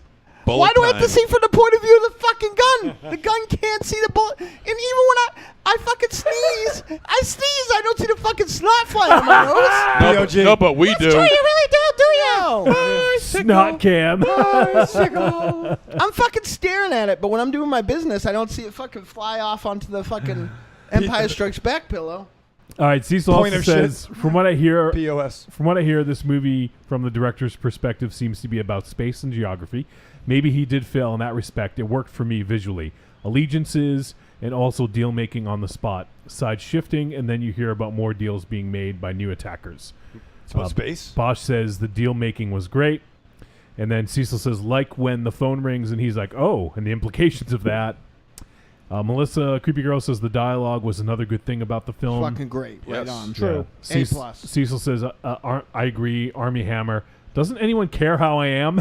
That quote that he has. That guy, that guy's fucking voice was awesome too. I don't know. Right. Like I felt the whole time that his voice was from something other than him because I only know him from that. Lone Ranger or Spirit? I didn't see Lone Ranger. Lone Ranger is Did awesome. anyone? I did. It was good. It actually Lone was Ranger good. is good. Better than Don't- you think it was going to be. Yeah, don't think because Johnny Depp's in it, it's gonna suck. It didn't. I Why thought does I had things a with blast Johnny with it. Depp and it suck all of a sudden? Is that a new fucking internet norm? Because he keeps making bad movies. No. What bad movie did he make? Oh. Those pirate All movies, them pirate sequels. they're feel not for unnecessary. us though. Then- They're for fucking teenage girls. Ooh, we should be for teenage girls. Cecil says this. Considering your love for Ryan Gosling, they should be exactly for you. Ryan Gosling. Now I can't even think because now you made me remember my birthday present that's at my house now, and now I'm here. Cecil says this feels like A Field in England 2. Yeah, I agree with First that. time Mike 100%. says A Field in England is a weird movie. Had to watch it twice when Shudder streamed it. Fucking love that movie. Melissa hated Field in England. It was a mess, and I watched because Wolfie said it was good, and it did Nah, not it's- hold my attention. It's a masterpiece. All right, I'm almost caught up. Creepy Girl says never enough gore for me. MZ said too much gore is not necessary. Mind blown. I'm a little scared. No, I'm playing it off as a realist. You know, I mean, too much gore in a movie like this would have been gratuitous. I don't. I think anybody would agree with that. I somehow do agree with you, but not necessarily your reasoning. I Yeah. think this movie towed a line between like in a way very different gore wise, but it reminded me of another movie that set the tone of violence perfectly, and then when it crossed to another level was very impactful. Is one of my favorite films, Inside. And I think that though that was way more cartoony, it had a weird hyper-realism in the sense where it wasn't like a slasher just killing somebody with one blow. It was people like really beating the shit out of each other. And then when that movie, like this movie, took it to another gear, it was like, holy fuck. You know what I mean? Because it had kind of established where its violence level was. See, realism is fun and all, but it's got its limits. You have to have things happening in the movie, even if they wouldn't necessarily happen in real life. It can't just be 10, 15 minutes of shoot, shoot, shoot, ow, ow, fuck you, shoot, shoot, shoot. You have to have other things happening. I think, I mean... And that's where I feel that Wheatley failed with this movie. I don't know Ravenshaw's opinion on this, but it sounds like Mars, myself, and MZ were fine with it. Yeah, you I were was not. on board. So I'm just saying it's personal taste.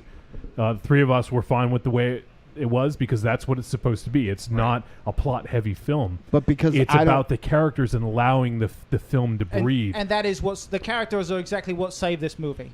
Yeah, this is a character-driven film, But not a because plot-driven I don't want to film. get hit with a flamethrower, I would agree with you. Some of the quotes I wrote down a couple of them because they made me laugh. Vern and learn.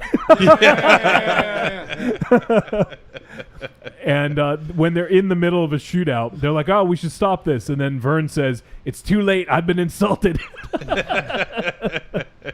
And what's the other one? I can't remember who said this, but he says it's beard oil because he was wondering what that's. Ward, he was getting attacked by Chris. Ward, yeah. He was getting, you smell like perfume. It's beard oil. Ward had another great quote. I thought, aim the gun with both hands, Vernon. Yeah. And then when Vern puts on the fucking cardboard gauntlets, and he's like, "It's protection from infection." Right. But the funny thing is that actually paid off later when Michael Smiley's character got a fucking needle in his hand. Oh God, I saw that. Yeah. I almost puked when I saw that. And then there was also once again, I don't remember, it might have been Ord who said this, but it was poke him in the eye, see if he flinches. Yeah, that was it. That was Ward. Yeah. Because the guy kept getting up, and then finally another one by Ward. He says, "Oh fuck, I think they shot Harry in the ass." Yes, that was it. Yeah. So those are just a handful of the ones I wrote down. I didn't write down all the ones that made me chuckle, but those ones were all fucking great. Raven Shadow, please say something. Yeah, no, I mean everyone's kind of going and talking. We kind of covered it. Well, we want to know what you think. Well, good about fucking times. I fucking tried before. No, I mean fucking. Push your way in there. Come on, man. Yeah, like a blind guy at an orgy. You got to feel around. Well, I was thinking like a mosh pit, but sure, Okay, sure, whatever works. works. Blind guy at a mosh pit? Yes. Throw your wallet at someone and talk while they're unconscious. Hit you with a brick. No, Cillian Murphy's my dude. I love this guy. I was very happy to see him in something. I like that. It didn't look like they were wearing wigs. You know what I mean? It kept it legit, which I liked. You know what I mean? It wasn't like Anchorman or some shit like that. Trying to do the 70s thing. And this era is my wheelhouse. 70, mid 70s to early 80s. I just love that shit. It was what it was. It was a fucking dudes in a warehouse shooting each other movie. That was that. It's I'm sorry. This is a very important film, Johnny. It reminds people that. So this is like 6 weeks in a row you've had to mention that. You were really offended by that. I stopped for 2 weeks. But someone else mentioned it then. No, well, it rhymes with Monster Zero. Can you rhyme Monster Zero with Monster Zero? Yeah, Fonts de Niro. Have you ever heard any Maru promos? That was their bread and butter. Yeah. Gun rhymes with gun. In the wake of Tarantino and Rodriguez, I thought we were going to get all these cool, stylized crime movies, and we got Boondock Saints. Boondock Saints. What do you call Boondock Saints? It's douchebag Pulp Fiction. Or Pulp Fiction. Oh, man. But That doesn't make any sense. But I feel like in being able to see this and Baby Driver in close proximity, we're starting to get some of those cool, referential, stylized crime flicks now without the flourishes of none of those movies make being a criminal fucking cool. None of those movies are about gun posturing or, you know what I mean? Like they're while both of these films live in almost a weird fugue fairy tale world, there is a clear delineation, even in this film where everyone is bad, between the good guys and the bad guys. They don't try to, and when they break that in both these films, they're quick to slap you on the hand for thinking that these people are good people, for being able to like associate with those people. So we had two weird trends that fell together. After Tarantino, we got The Sopranos, which was, a film focusing on a criminal family that was forcing you to be sympathetic, to be interested. Then down the line, it eventually, in my opinion, degraded to Dexter, where you were following basically a serial killer as the hero. Now, and I think that, I think that, I've never seen it, but my impression, I could be wrong, of like, what's that show you like? Sons? Yeah, Sons of Anarchy was very Sopranos influenced. Oh yeah, but they're also bad people too. Right. You never lose sight that this guy, he's not a good father. No, he's a dick. But they're sexy. Yeah. So they have that. You know what I mean? But So- they aren't bad people. But I mean, my whole thing is that Doesn't is, end well. as much as I love Tarantino, by the time you got to Hateful Eight, he had to really turn the dial all the way to make you hate the bad people. You know what I mean? Django was easy because people don't like slavers, right? Like that's a slam dunk. Right. White guys throwing around the N-word a lot. But I mean, even like no one ever stops to think that that Ellie Driver was every fucking bit as bad as everybody else in those two movies. She just wanted to get out. It's not that she didn't kill a whole bunch of fucking people and wasn't awful. Like he's good at fetishizing bad people. What I'm enjoying in this film, again, seeing this in like close proximity, and even some more 80s referential things like Skin Trade, we're starting to see criminals be less sexy and more, now that we have box sets of, Battles Without Honor and Humanity and stuff like that, I think that it will circle around again, and we've yet to get any of the cool triad films or even really great editions of the John Woo movies out to like have a second, resurgence of that sort of, sexy criminal. But You just reminded me of when you said making the criminal life look less unsexy. Mm-hmm. Friends of Eddie Coyle, oh yeah, fucking love it. which is a great example of This- making criminal life look terrible. Yeah, This film actually, like, very kind of like vaguely reminded me of that for some reason. And it's not anything like it. I think maybe it was just the time, and it took place in Boston. I don't know why, but that movie came to mind while I was watching this. well, there's a blue collar element to some of these guys too. Yeah, Yeah. and it was Definitely. nothing like it. I'm just saying there was elements that just kind of made me think of Eddie The Coyle. lackeys on the Irish side of this could have been out of like King of Thieves, or you know what I mean, like what the hell was the Town, they were Fuck ups, they were very stupid. Boston fuck ups. Yeah.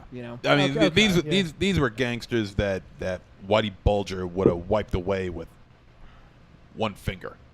No Well, sweat. they were hoods. They were just, And by the way, hip hop community, don't emulate Scarface. Okay, he's not a hero. Stop doing it. He loses at the end. Yeah, look how well that's.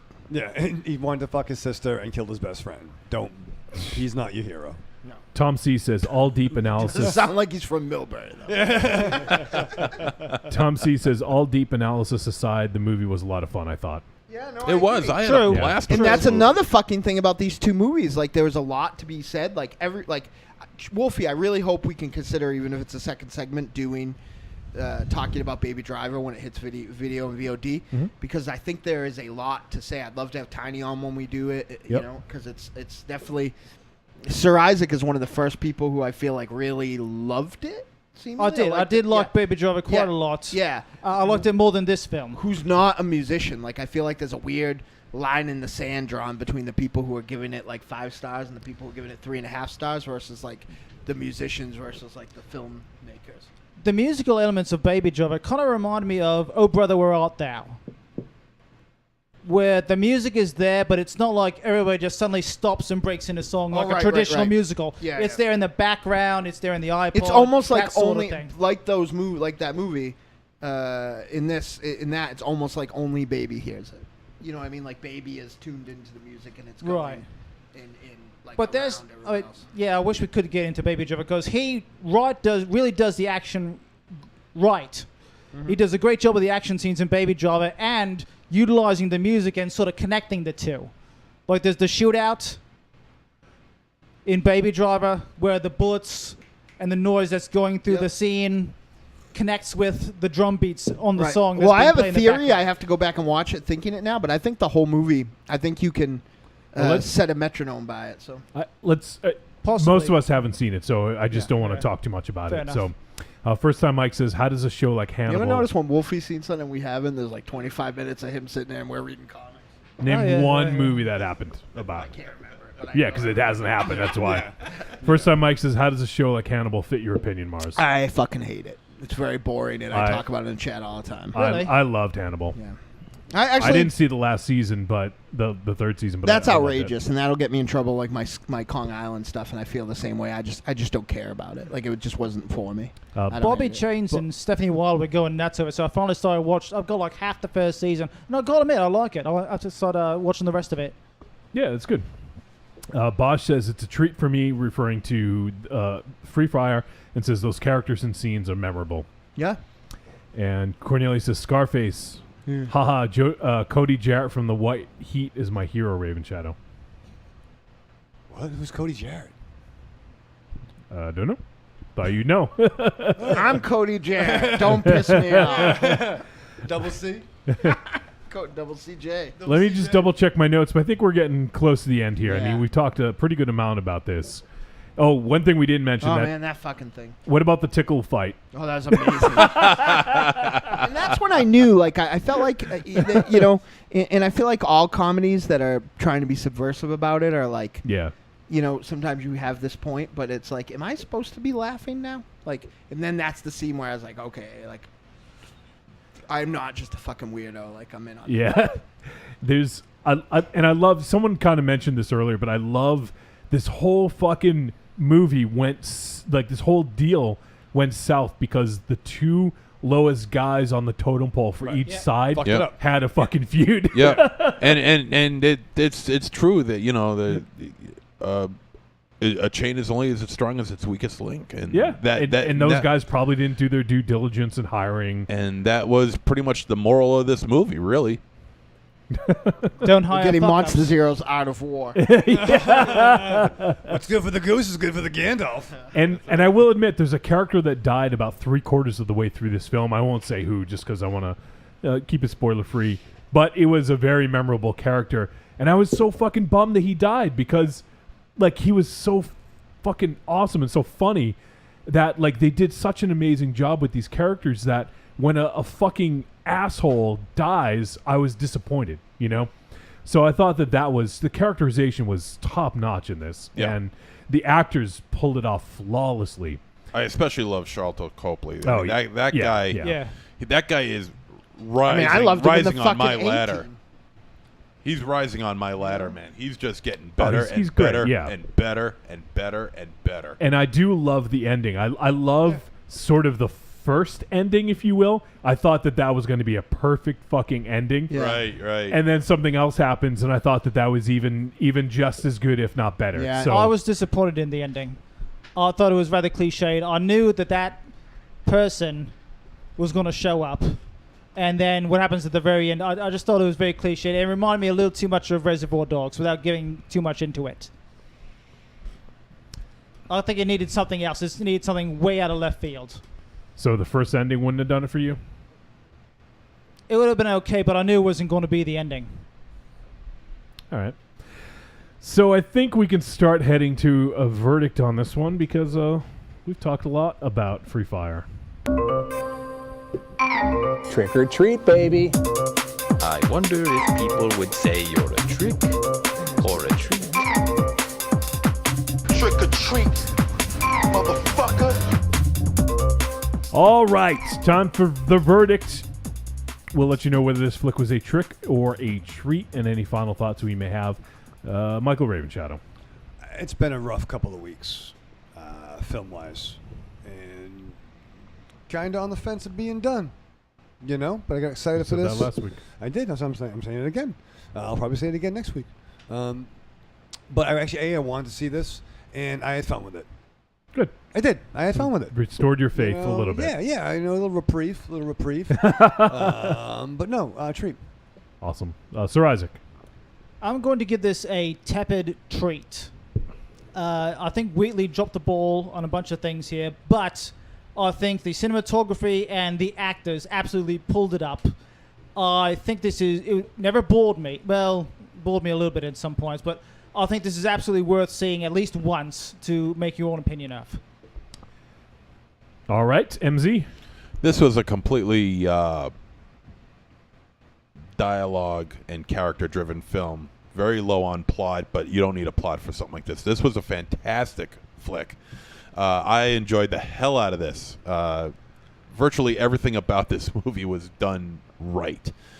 And once again, Charlton Copley is just on his fucking game right now, and I can't wait to see what he comes up with next. So yeah, Ben Wheatley knocked it out of the park. This is definitely a high-end treat.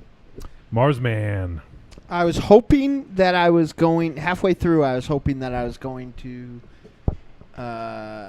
if this was a 5-star film for me on Letterboxd, I would have not only trumped the amount of 5-star films that I saw last year by a lot. I would have trumped the amount of 5-star films I saw. Please don't use that word. Sorry, I would have defeated. Overtaken? Go ahead. I don't the mind. amount of 5-star films I saw. Might be worse. Last year. And 2 years ago. I don't think this is quite a 5-star film, but maybe on secondary watches, I will say that this film had a minor detraction of the fact that us here in this part of Necronomicon lost power, and I was watching it with one eye on the clock the whole time. But I really did like this. This was a treat. This was a 4.5-star movie for me. And I really, really, really recommend it. I would love to hear my my buddies on the Cult or El Goro take a swing at this. So definitely.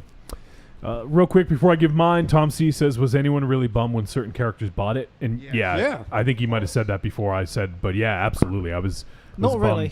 especially one in particular. But yeah. And Cornelius says he's never seen White Heat. Raven Shadow, have you never seen White Heat? I saw, what was it, White Lightning and Black Thunder? The movie with Jesse the Body and... yeah. Oh, the Cagney movie, right? Yeah. Oh, yeah. That's what they're talking about in the chat room. Okay, yeah. No, but I want to. How's that? And Cecil says, that's where it reminds me of other Wheatley movies. Yep, at the Reservoir Dogs ending, Reservoir Dogs is still the king.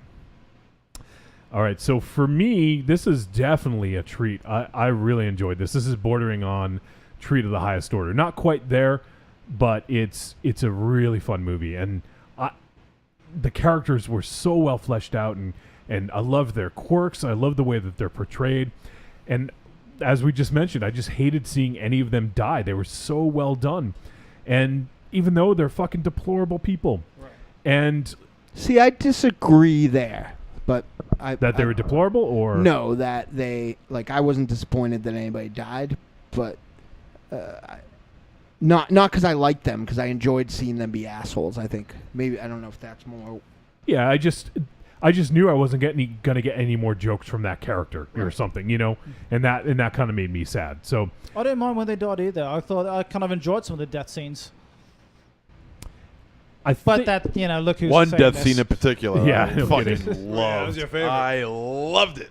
Can you give me a hint without spoiling? John Denver's playing when it happens. John Denver is playing when it happens. Okay. Yeah. And That's a good hint. Wait, did it involve the van? Yes. That one. Okay, yeah. And literally, there was I was fucking giddy. I get that feeling when I run over people too. I was fucking giddy watching this movie. I was chuckling and laughing out loud, and I just thought it was so fucking funny. And Ben Wheatley, he has not done anything to kind of be knocked off that pedestal of one of my favorite directors working today. Anything he touches for me is gold. This is a huge treat. Loved this movie.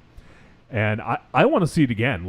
I had so much fun with it. I want to watch it again soon. So Well, that's going to wrap up our coverage of Free Fire. It is available on VOD. If you guys have not checked it out yet, please do. And what we'll do is we do this every week. I usually don't mention it, but if you go to trickortreatradio.com, click on the episode link, I usually put a link to rent it on Amazon or to buy the Blu-ray. So The blue is fucking cheap for the pre-order, right? Yeah, it is, yeah. You know, I'm looking at Wheatley's future projects. Yep. And he's got one untitled, quote-unquote, ideal film. He's got another one called Mega Evil Motherfuckers. Treat. Another one called Hard Boiled, and another one called Freak Shift. Interesting, okay. He is a fucking creative force, I'll say that. This dude pumps out movies, and the fact that they're all good is amazing. Right. Well, it says here, Mega Evil Motherfuckers, plot undisclosed, described as a violent stop-motion animated film. Interesting, okay. Probably a working title. By the way, I have a retraction. I forgot I about. don't think so. In my I guess I didn't say every crime movie now, but I forgot about John Wick, which made me think of Atomic Blonde, which means that there is a version of that heroic scumbag. But it's even more. It's turned up to 10. Maybe it's almost paretic now, and it's, right. As long as you retire. Nobody wanted to be John Wick. I want to be John Wick. Nobody viable wanted to be John Wick. Whoa. Excuse me. Listen. I wanted to be the guy that shot his next dog. All right, listen. No one's. That's not That dog bad. was a charisma black hole. All right, CDI. and, All the more reason to shoot him. This movie, Hard Boiled, that he has lined up. With John Woo? No. A cyborg tries to break free from his villainous programming. Frank Miller, Jeff Darrow's name any in there anywhere? Because that's what it sounds no. like. Yeah, oh shit, yeah. Frank Miller's Hard Boiled. Yeah. Tom Hiddleston is rumored to be in it. Well, anything with Ben Wheatley, I'll check it out for sure. You can't just make a movie. If you make a movie that's fucking another thing, that's fine. But if you make a movie and call it that, and then Making a movie called Star Wars. Well, wait a minute. Pretty cool. John Woo made a movie called Hard Boiled that had nothing to do with the Frank Miller comic. Yeah, right, was but it all also was eggs. about fucking cyborgs. True enough. True enough. Well, And- it could be. Maybe it just doesn't say, Yeah. you know. And Freak Shift says a band of misfits hunt down and kill underground nocturnal monsters. Holy shit, sounds amazing. But I'm almost Yeah. not getting Sounds like- excited about it Sounds like The Descent. because what's going to happen is that it's not going to be what I'm expecting, and it's going to kind of fuck with my. Yeah, Emotions. I'm on board with anything he does. I'm So- excited Yeah, me too, because he me did too. it. I don't care what But- it is. Kill List was great. I'm preemptively disappointed in it as a monster hunting movie because I know it's not going to just be a monster hunting movie. This is like either his fourth or his fifth film that we've reviewed of his now. Huh? Free Four- Fire, Kill List, Field in England, and High Rise. I So think 4 that's, films. I think that's it. Yeah. Did So he's getting up wait? there. Did we review Sightseers? No, we almost did, but we never ended up doing it. Okay. Yep. So I think so 4. So yeah, and we'll probably do every single one that he does from this point out. So It says on What? the right of Frank Miller. I didn't see it. No, I didn't see it. No need to get all uppity. All right, I didn't see he it. doesn't know snakes from dildos. You damn dildo. All right. That was mean. What a dildo. Dildo. Be good though. You'd get some pussy. Yeah. Well, All right. let's hope. Next week. Let's hope that's work. Next week, we're working on a special guest for this. Don't know if it's going to happen, but we're working on it Yeah. to help us review the film Colossal. We're going to Is he check the dude out. that pissed me off? Is he that Yeah, dude? that's Fuck the that dude. guy. This film is directed by Nacho Vigalondo, who we've checked out some of his work before. We've done a couple, right? Mostly his short. He's done a couple shorts. And oh man, what's the name of that short? He did something in the ABCs of Death, and he did VHS Viral. That was the Parallel Monsters. Yeah. So he did that as well. And he did a bunch of other films that we have not reviewed. I thought we did one of his real movies. He did Extraterrestrial, which we didn't review, Time Crimes, but he's definitely an up and coming director. He's done some really good things. Goro just did Time Crimes. Mm-hmm. And so Colossal stars Anne Hathaway. I believe wow. Dan Stevens is in this. Yep, Dan Stevens, Jason Sudeikis, or is that how you say it? Sudeikis? Sudeikis, yeah. Yeah. and it is a sort of kaiju movie. Huh. So we're going to check out Colossal next week, and it will be available on VOD, I believe, in a few days. So it comes out on VOD on the 18th, July 18th. So the day before we review it, it's at Hit VOD. So if you guys get a chance, check it out. And We can do that. And then we will check it out and we'll review it next week. So one other thing I did want to talk about. So we may have a guest joining us next week to review it. Still working on that.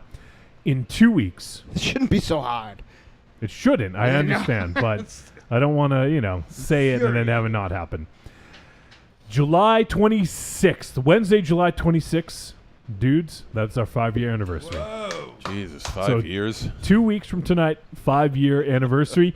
And I've secured us a guest. And we're going to do something special with the guest. Oh, I think it's Aries, right? No. Oh. He's going to join us via Skype. Nice. And Mars and I just hung out with him in Long Beach. And that is because on July 18th, being released on Blu-ray, DVD, and VOD is Karate Kill from Kurando Mitsutake. Finally. And then the following week, so it comes out on the 18th, and then on the 26th, we're going to be joined by Kurando Mitsutake. And what he wants to do, he wants to take Q&A from the listeners. Snoop. And we're going to pick one lucky listener that submits feedback to send them a Blu-ray of Karate Kill. That's fucking dope. That's awesome. So Nice. if you guys have questions for Kurando about Karate Kill, about Gunwoman, about Samurai Avenger, about any of his work, he also was on Heroes. Yep. If if you guys watched the TV show Heroes, he was it Whitebeard or Whitebeard. I think that's it. Yeah. And he actually told me some interesting stories about that when we were at the New Japan show, which I don't know that I can repeat. I'll let him. I'm so say it. I'm so happy to have seen him. I'm so happy to have hugged him, but I really feel like I literally was getting anxiety at that dinner because there was 8 people there, 10 people. Yeah, that I would have like killed somebody to have like a one-on-one conversation with, and I just was like, I forgot about that too. Man, I didn't see that. It there was I think 8 people there, Mars. So yeah, it was hard to keep track, but it was awesome to be hanging out with him, and such a cool dude. And I'm so excited for him to release Karate Kill, and I'm so excited for people to see it. So on the 18th, guys, go check this out. Go watch Karate Kill on VOD. And then if you want to win, I think we actually might have a DVD and a Blu-ray. So whichever you prefer, we're going to pick one person for each. So please get your voicemail and questions in. We'll create a thread on the Trick or Treat Radio group just in case you want to ask a question. You can email us or you can send a voice memo and we'll play him for Kurando and then he'll answer. So you can send all that to podcast@trickortreatradio.com. And then if you guys want to just post on the Facebook group, if you're not already a part of it, you can go to Facebook and just search for Trick or Treat Radio. I think it's facebook.com/groups/Trick or Treat Radio. And ask to join if you're not already in there. Ask questions. We'll have a question thread.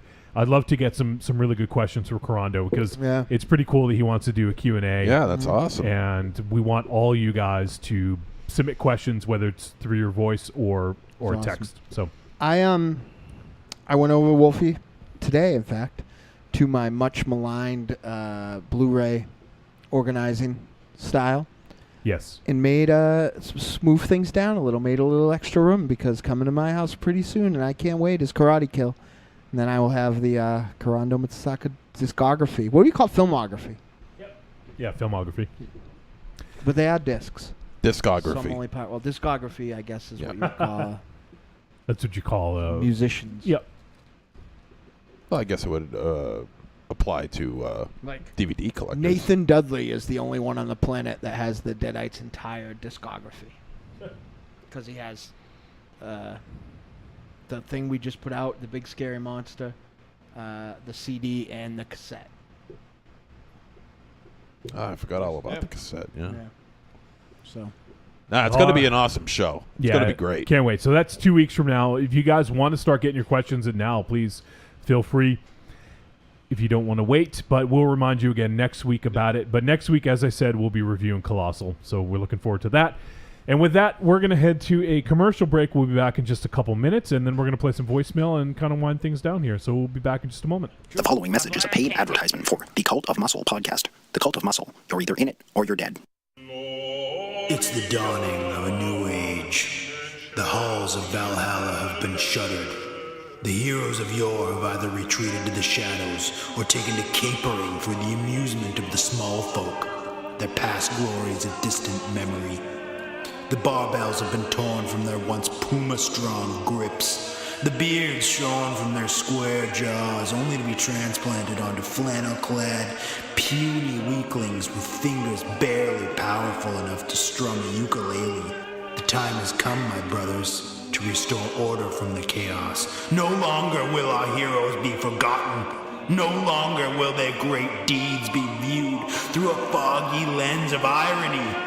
Hear now our rallying cry as we scream it from the mountaintops, as we bellow it from iTunes and Libsyn and Facebook. It's time to join the cult, my brothers. So don your cloaks and enter the Cult of Muscle.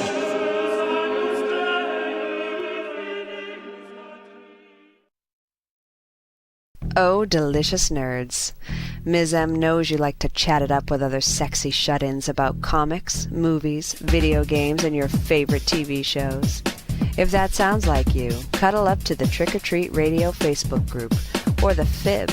That stands for Fan Interaction Board. Just go to Facebook and search for Trick or Treat Radio and have more fun than a Jedi at a lightsaber sale. Not enough? Watch us on YouTube, The Deadites TV, all one word. Last but not least, check out the world's most dangerous talk radio show, Trick or Treat Radio, at trickortreatradio.com. I'm Alex West. And I'm Andrea Subasati, and we're from the Faculty of Horror podcast. And you're listening to Trick or Treat Radio.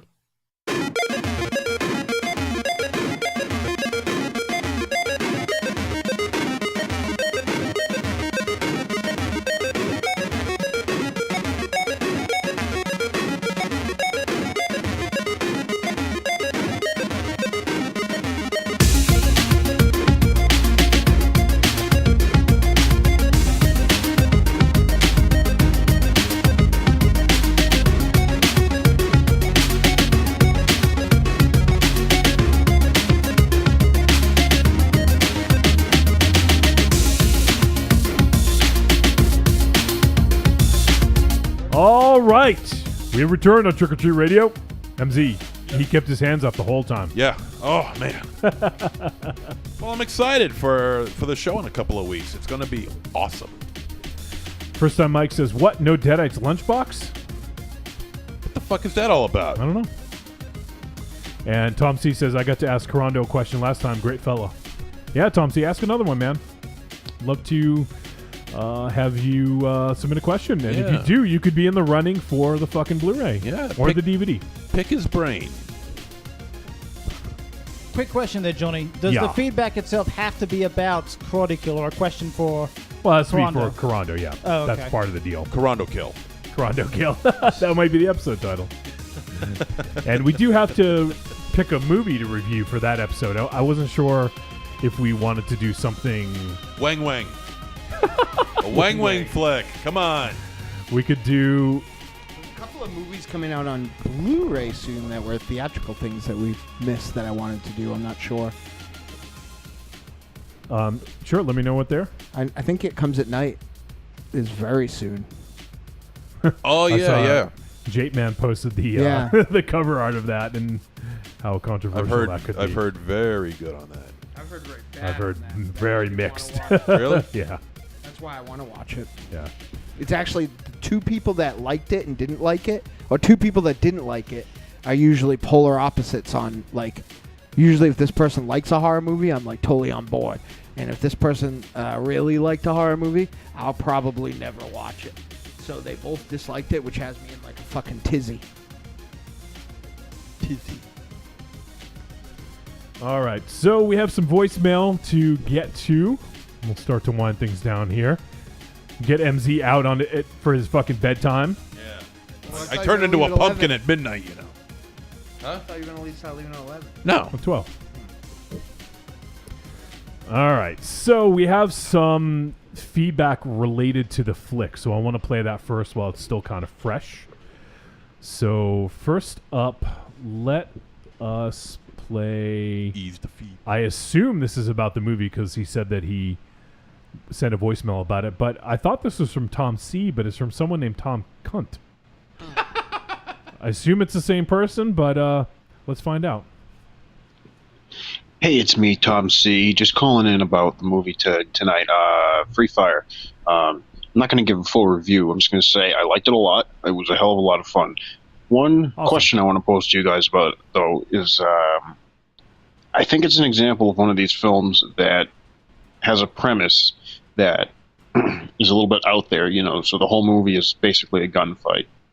And that's cool, but I don't think there was much more to it. I think it's a movie that sort of rests on that one premise the whole way through. And then at the end, even though I had a good time with it, it didn't leave me feeling any one way or another in particular. Do you guys agree at all? I don't know if my explanation made any sense, but yeah, you know, have the cool premise and then maybe something else in between those two pieces of bread, you know? What do you think?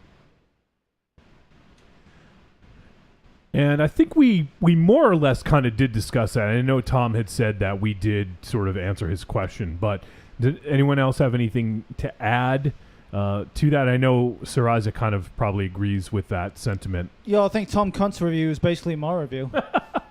I think it's about expectations. I think you see and read the thing and think it's going to be... It's actually more what they said it was than I thought it was going to be. I just still felt it just needed to be more exciting. There needed to be more things going on than just what happened. And if it wasn't for the actors just really bringing their A game. Yeah, but any more than what was offered would have...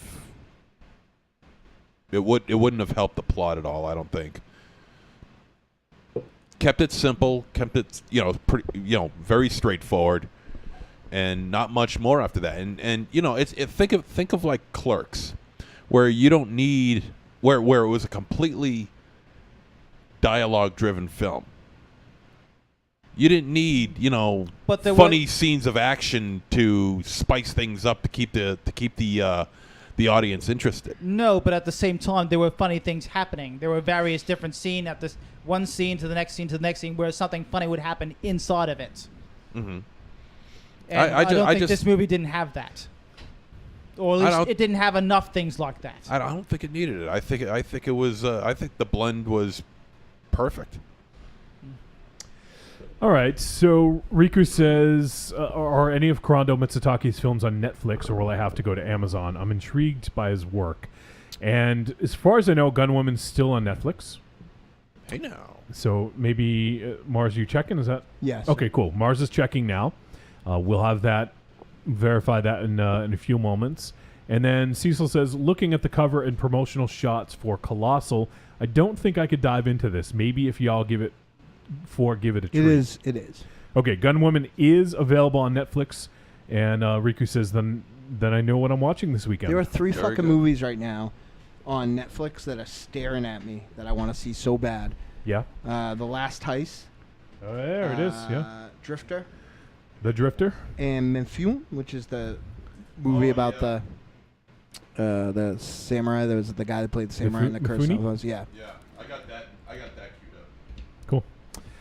Yeah, so MZ is showing off the Gunwoman poster that Kurando sent us. It unfortunately fell off the wall, but speaking of we're gonna fucking hang it back posters, up. not as cool as this, but maybe signed by Asami and Kurando, right? That's fucking dope. Maybe as close as you can get. I was trying to find it and I couldn't take a picture of it because we lost power. But I'll bring a picture and I'll bring the real thing in next week.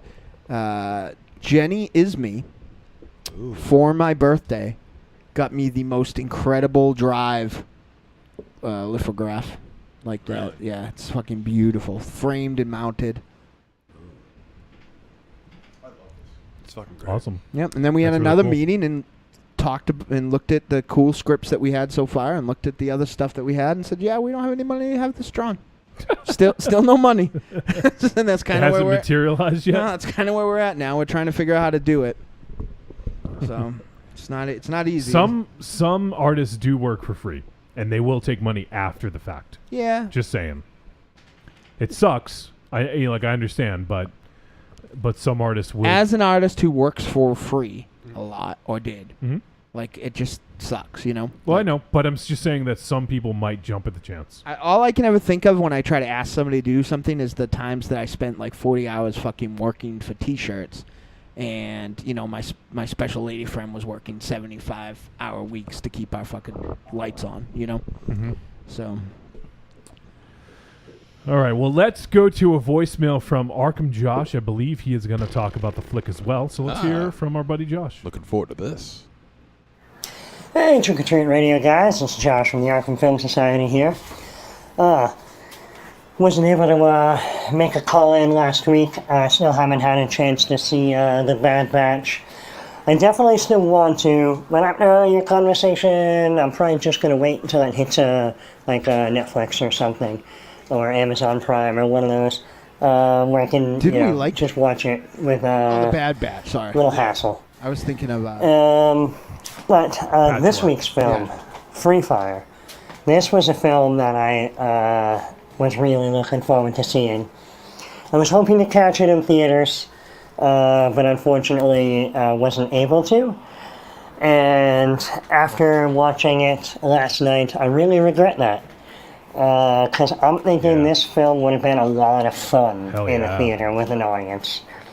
I think Ben Wheatley did a great job.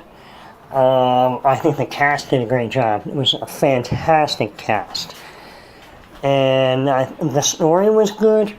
I thought it was a little unbalanced tone-wise. Because most of it was very funny, but then occasionally it seemed like they kind of wanted you to take things a little more seriously. Most notably, seemingly with the snipers. But I don't know, it almost seemed like that stuff just had a slightly different tone to it that wasn't quite worked out well with the other stuff. But overall, that's a very minor quibble. Like I said, overall I thought the film worked fantastic. And I had a lot of fun. I guess it's funny to say that you had a lot of fun with a film that's about a bunch of people shooting at each other, but I did.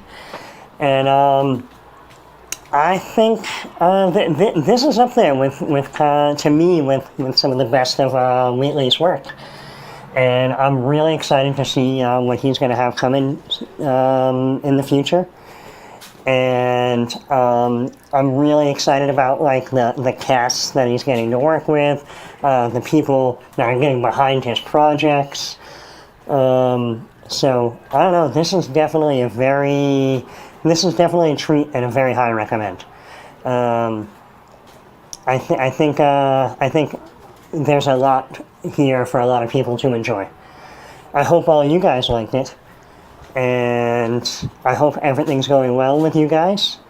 And I don't know, I guess I will talk to you guys soon, all right? Have a good one. Bye. Awesome. Glad you dug it, Josh. And I totally agree. This would have been fantastic to see in the theater. Was it in the theater? Because it was, yeah. They had a limited release. Oh, it was limited. Yeah. Okay. One thing I didn't mention in the review was the fucking Foley in this was amazing.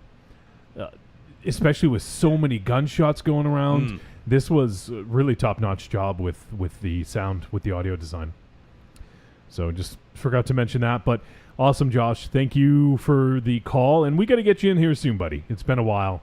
So let us know when you have some time to head up to the studio. And we'd love to get you in the studio and hang out with you. It's been far too long. All right. Now let's hear. I mentioned him a few minutes ago in chat. He was asking about Gunwoman. Let's hear from our buddy Riku. Hey, Trick or Treat Radio, it's Riku! So, Castlevania animated series. Boy, was that better than I thought it was ever going to be. Holy moly.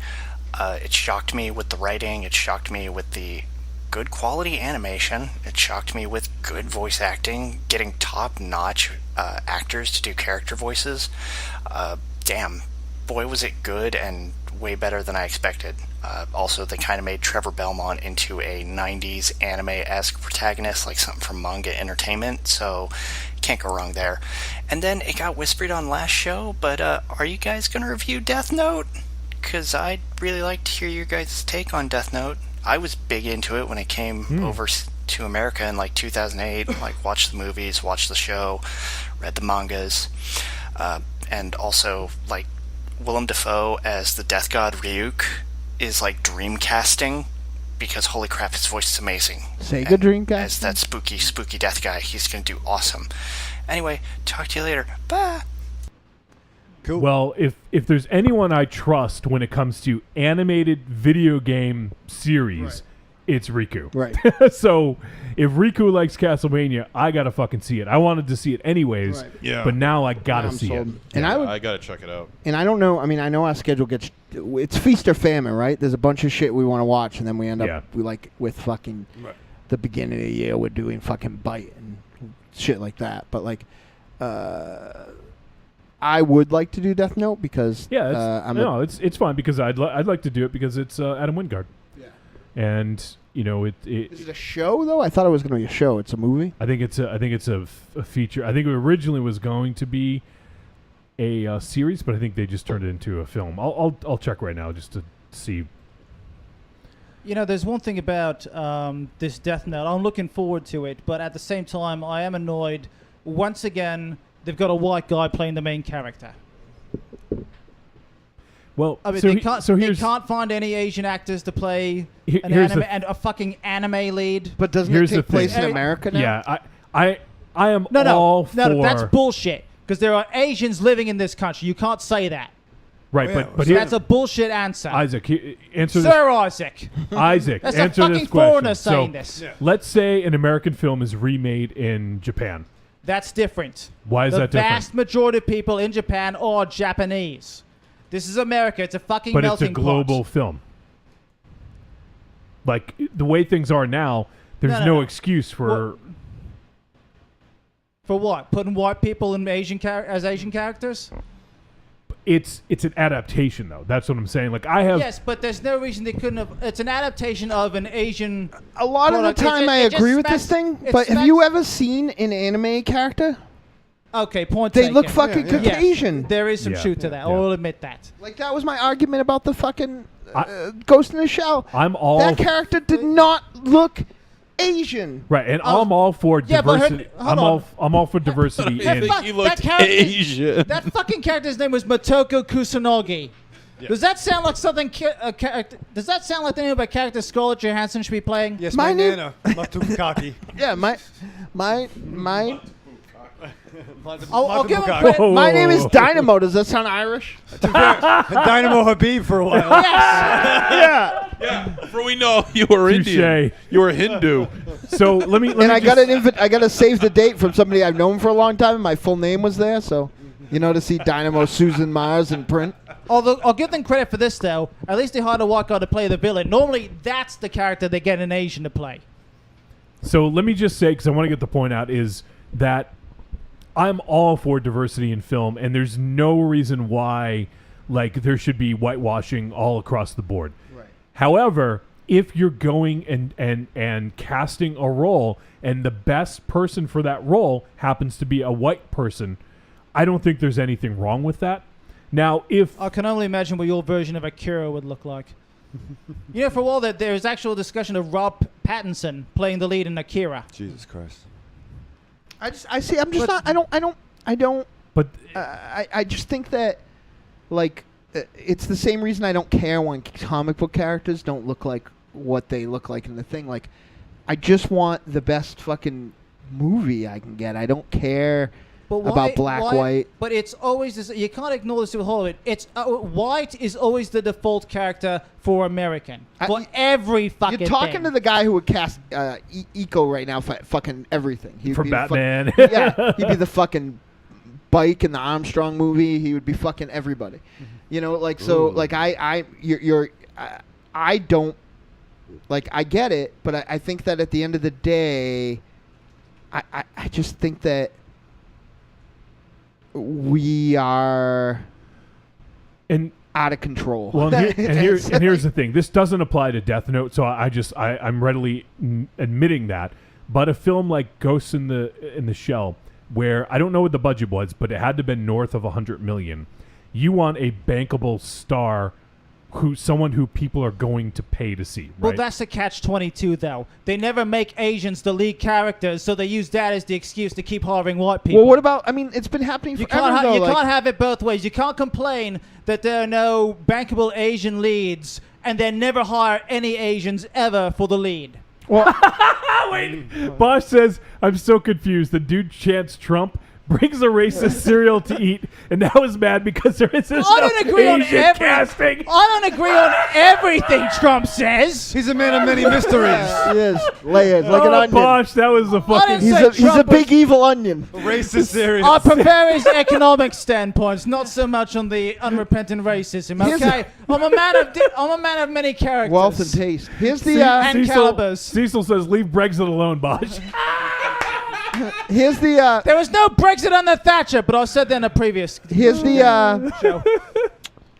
The thing that I always go back to, and again, I'm not like some fucking super fucking liberal maniac is gonna say slavery happened in the past. Not everything that happened in the past is good. Sexism happened in the past. Not everything that happened in the past is good. But I mean, if you look at the translation of some of our like fairy tales and stuff like that, those got, I guess, to put the terminology, whitewashed, right? Because they're brought in a way that the country that it's being presented in wants to like see themselves in that thing. Like they're moving the story to that country's like ideology and identity. And I would prefer this to, and I love them, but the Sinbad movies, which I grew up with when they painted everybody's faces brown. Like House Guest? Yeah. So, right. And Jingle All the Way? Yeah, those are a different like world. the Ray the Ray Harryhausen Sinbads, you know, like big difference. And First Kid. And secondly, I'm not as sympathetic when this falls on Japanese stuff because as a pro wrestling fan for a million years, I feel like if they could have got, I feel like if they made that movie in Japan and could have got Scarlett Johansson, they would have fucking said fuck everything. We have, we have white gaijin, like, and it's just like. And yet you bitched about New Japan Pro Wrestling bringing Billy Gunn in for the main event. Ooh. Because he's a bad wrestler, not because he's Caucasian. How about New Japan? Who's whiter than the Young Bucks or Kenny Omega? Make fucking Nakamura in a movie. They can't even make him in a fucking wrestling show. I was fucking pissed off. I was telling Johnny I watched fucking SmackDown because I was masochistic. Heard Nakamura's music. He got excited. Yeah, I was doing laundry. You were masochistic? Because I'm like, I'm gonna watch. Is that a tape fetish? Yeah. And I hear the music. The what's this called? Violin. What's this called? That's starting your lawnmower. That's what he's doing. I think it's one of the Vamp Quartet. I got a private. And I mow it.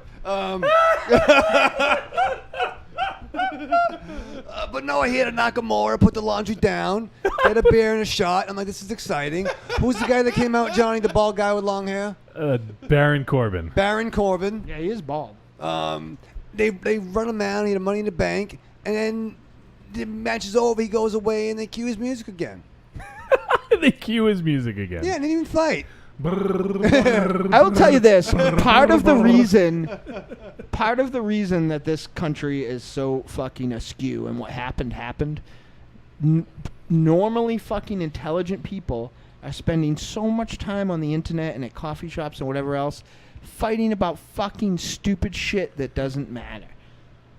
Oh, this movie's whitewashed. This happens. And they don't care about the important things in art, like that their fucking precious Spotify is fucking making fake artists to actually push artists that they have to pay off playlists. But, like, at the end of the day, Like, you know, like, man, I hate Spotify. Like, I only know one person that uses the paid thing. One person out of everybody I know. Say his name. That's Wiley. No. But what's his name? I want it. you know, and that's a little more. I mean, that's a little more. That's the way to do it if you're going to use that. She's doing the good thing. But at the end of the fucking day, like, normal fucking people are on the internet, fucking fighting like a knife Jesus. fight about Scarlett Johansson and Ghost in the Shell. Knife and fight. they're fighting and fucking fighting and fighting, and then Lex Luthor gets fucking elected because they're not paying attention. Had they made a Black Widow movie like they should have, it wouldn't have happened. Yeah, and then it's, you know, just fucking stupid, like all the stuff like, oh, well, this person needs to be better represented in this. We have fucking Lex Luthor and President. But Pay attention. here's the thing. Here's the thing, Mars. I know how he got in.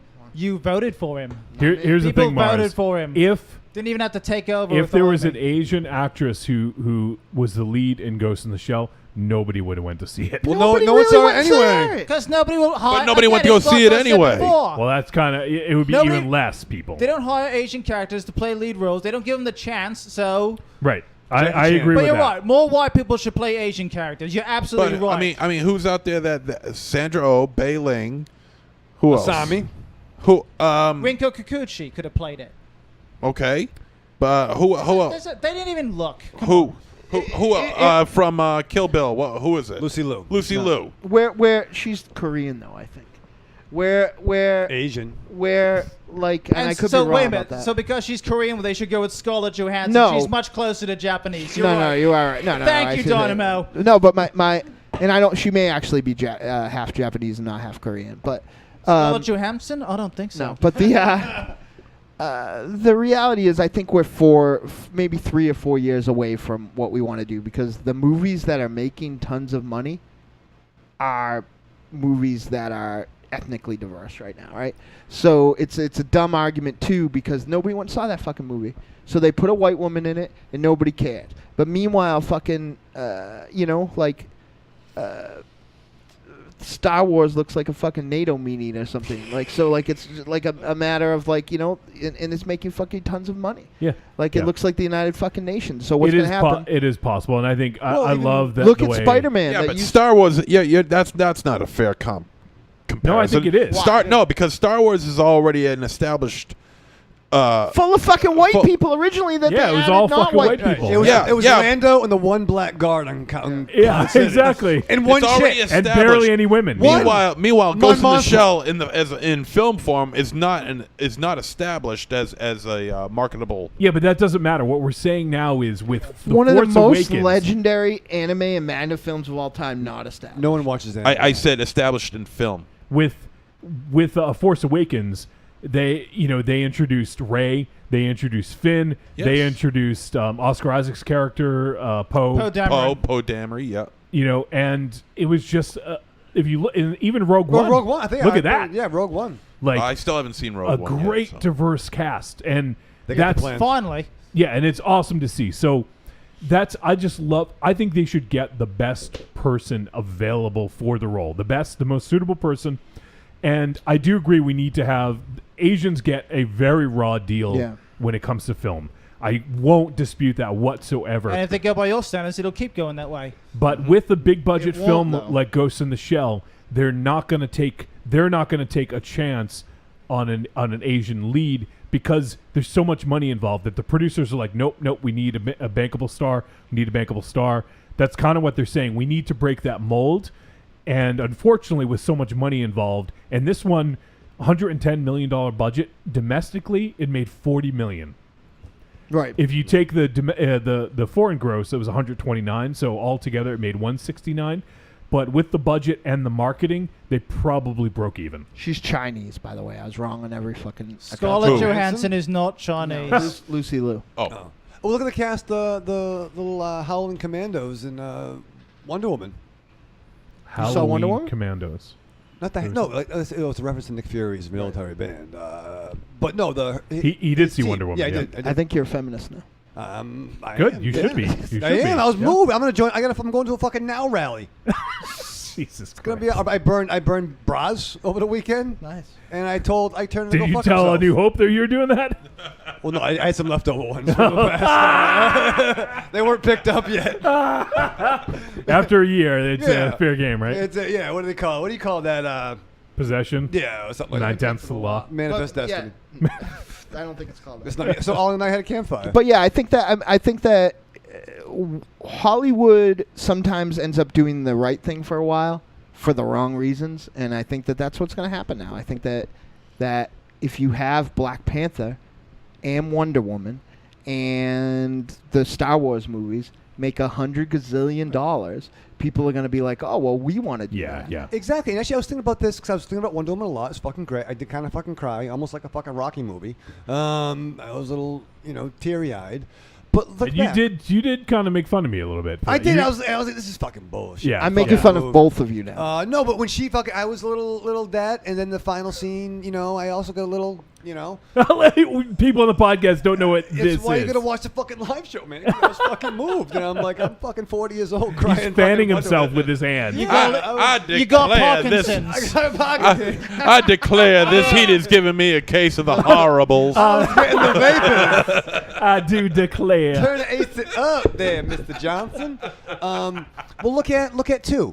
Like Carando said, Hollywood sees green. Fucking how long was the Michelle Pfeiffer Catwoman flick talked about?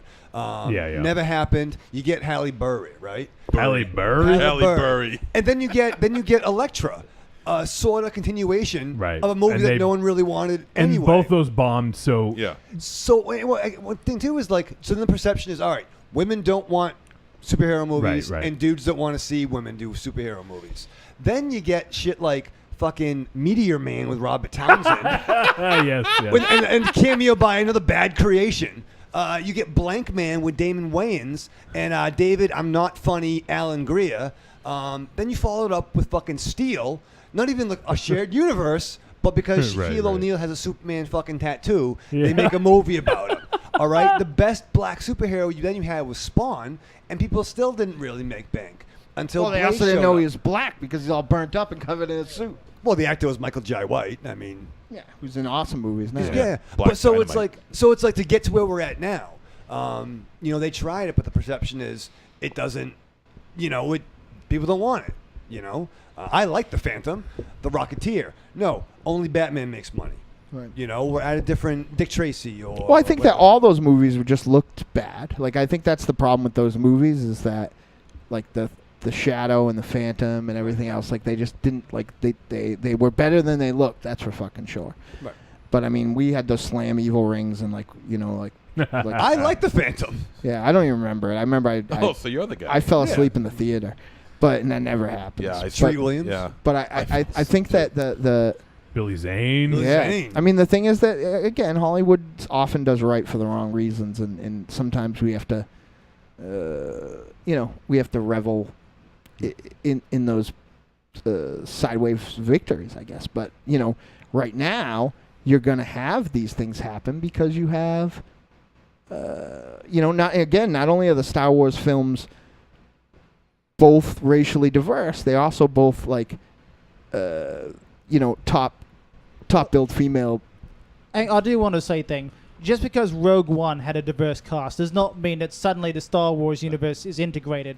Let's not kid ourselves. There have been 7 main Star Wars movies, 3 black guys, and none of them have ever appeared. And none of them have never appeared in the same movie together. They were made one Asian. Jimmy Smits. They were made before that. He is not African American. I don't think you can. I don't think you can. Yeah, judge you're those. making my point. Now Yeah. they're using their like. I mean, they didn't have to do that now. Do you think Star Wars would have made any less money if that was fucking And Chris Evans, Ryan Gosling, and Ryan Reynolds in and those roles? the Final Jedi does have an Asian character who I think is taking on a big role. So Yeah, they're adding even more diversity. Do they play a cyborg? I don't believe so. I bet he's a martial artist. But you got to understand, this is from a long time ago in a galaxy far, far away. not now in this galaxy. That shit's not allowed. I mean, again, would you? And we had this argument if you fucking. You might have got a Black Panther movie that was like about Black Panther running around in fucking Detroit or New York or something like that, but you wouldn't have got a fucking full on special effects globe trotting CGI City Black Panther movie like 6 years ago. True enough. You know, like things are getting better. Mantis TV show, that was fucking great. Yeah. Look, there was also talk about Dwayne Johnson playing Superman a few years ago. I would you know, totally go see that. Yeah, and it would be awesome. That would be awesome. That's the Superman I want. We'd suddenly have Black Adam. We'd have a Superman with charisma for once in our fucking lives. So Jesse G's hanging out. He says, "Hey, everybody, I made it." And Cecil says, "Ugh, what about it's just not a good adaptation in every other aspect, Ghost in the Shell." And then Tom Didn't look good to me. Tom C says, "Ghost in the Shell sucked anyway. Scarlet was the least of its problems." Riku says, "What about the real issue of a white man playing a supernatural death god? Where's the outrage?" And Jesse G says, "Halloween command us." That's what Raven Chattel said. This is the Howling Commandos.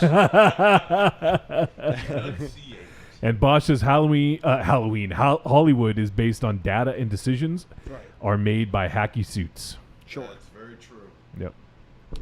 I always love to compare the World Wrestling Entertainment, I always said Federation, to everything, because as big as it is, it's such a small microcosm that if you take that and look at it, right, and then realize that 100% of the rest of entertainment is run by someone just like him, like you can see everything that's the fucking matter with entertainment in the world. And when things happen, like the things that we've loved, albeit the Attitude Era, albeit Bryan Danielson, like those things were makes no explain. Those things were not things he did. Those things were things that happened in spite of him. And if you look at the fact that every Hollywood executive is, you know, there's just a fucking million Vince McMahons out there, and they're fucking it up every way they can.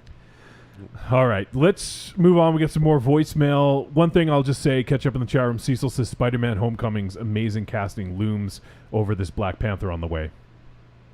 What does that mean? I don't know. I haven't seen it. So he says you treat.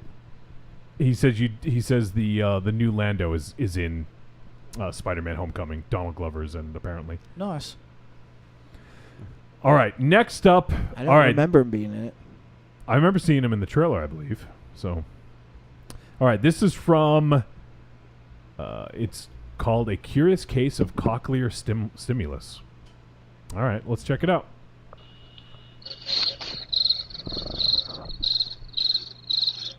Listen.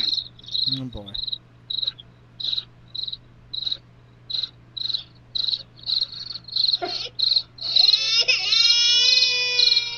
Did you hear that? That's a baby. It's a bad noise. I knew cocula meant ears. I don't. What was that?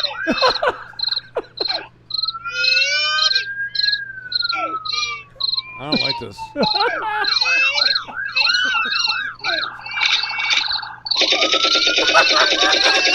Is that Sir Isaac? Huh?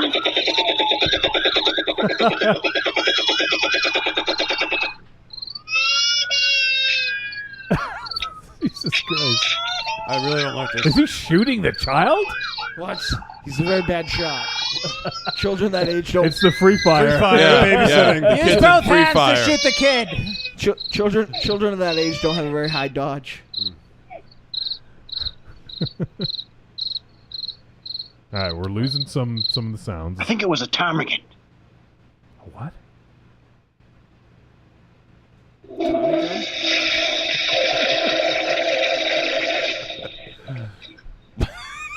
Perfect. There better be a point to this. I think that was the point. That's it. Because like the cocula implants, it's stimulus for your cocula ears. Whoa! You're stimulating what? Your coculus. Whoa! Get those implants. You should ask first before you do that. Yeah, get a cock implant. Cecil says Donald Glover was trying to buy weapons from Vulture's henchmen. Oh, that's him, huh? I don't really know what he looks like. I just know he makes weird records. Awesome records. They are awesome. All right, Mars, are you sitting down? No, because I know what this is, and I don't agree. You didn't agree with what? No, I don't like.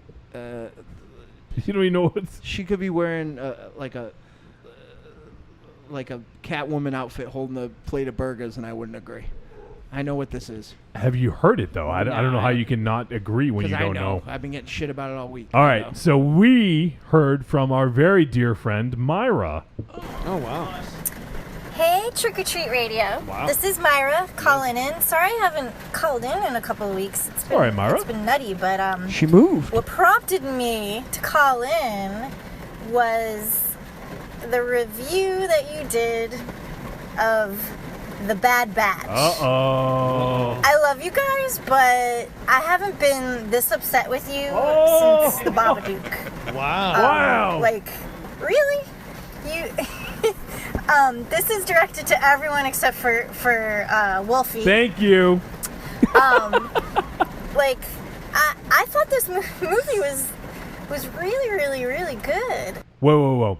All you fuckers get off your phones and pay attention, okay? Myra is talking directly. taking notes. I'm not on a phone, and don't you call me a fucker again. I wasn't talking to you. Damn right you were. I'm talking to these two I'm in the jamokes. chat Of course, of You're course. not in the chat room. I am. You're not. You don't even know how to get in the We're chat room. looking at the chat room, you asshole. I can't see that far. You're closer. I got bad So eyes. But I can't fucking see listen your up, because Myra's calling, and she's going to probably school all She's of gonna y'all. say mean things. Yeah, you so too. pay- You so pay didn't know what it was attention. about either. Yeah. You just knew that you thought it was I about didn't something, s- and you you're kind of right. liked it. Yeah, there's subtext. There's But so she's calling you fuckers out, so I'm making sure you listen. Monocle. I really liked it because I liked the way it was a bit ambiguous, because I think you could relate it to any kind of situation that maybe you're having.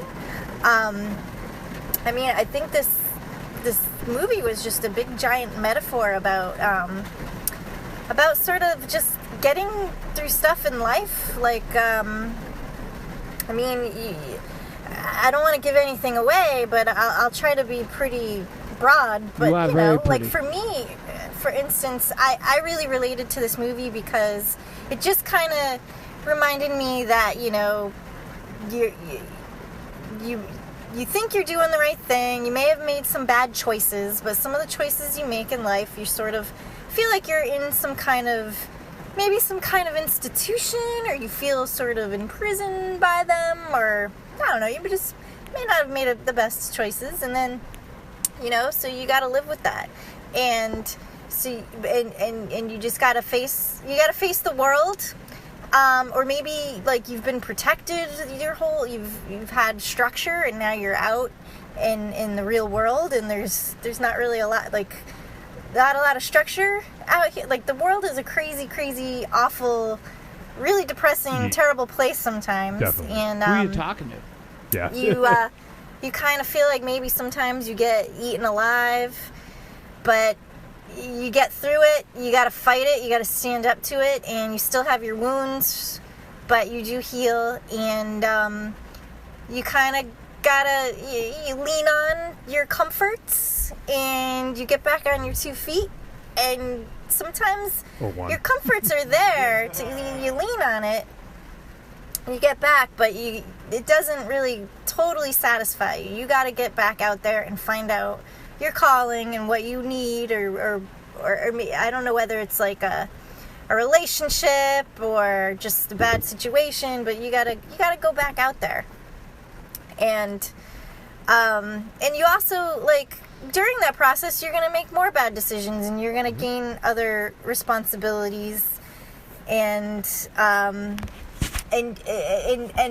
you also are reminded that sometimes what you do, if you make a harsh decision, you forget, like, that does impact other people, and it impacts how you might be bringing them into a whole other can of worms that they're not ready to deal with, and you might lead them back to comfort, you know, like you missed the whole fucking the point of the whole spaghetti. It was such a big important point. It's not spaghetti.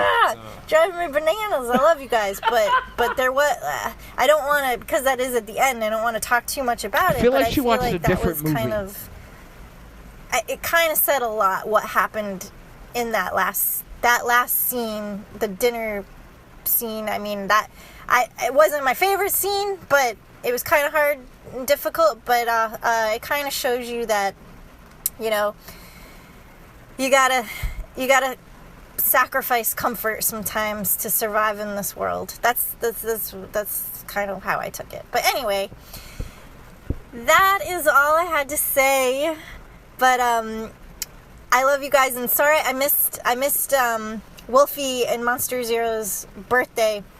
My husband had pneumonia at that time, so it was a little bit nutty. But he's okay now. That's no excuse. But anyway, he still likes that me. is it. Have a good rest of your show, and I'll be talking to you soon. Bye.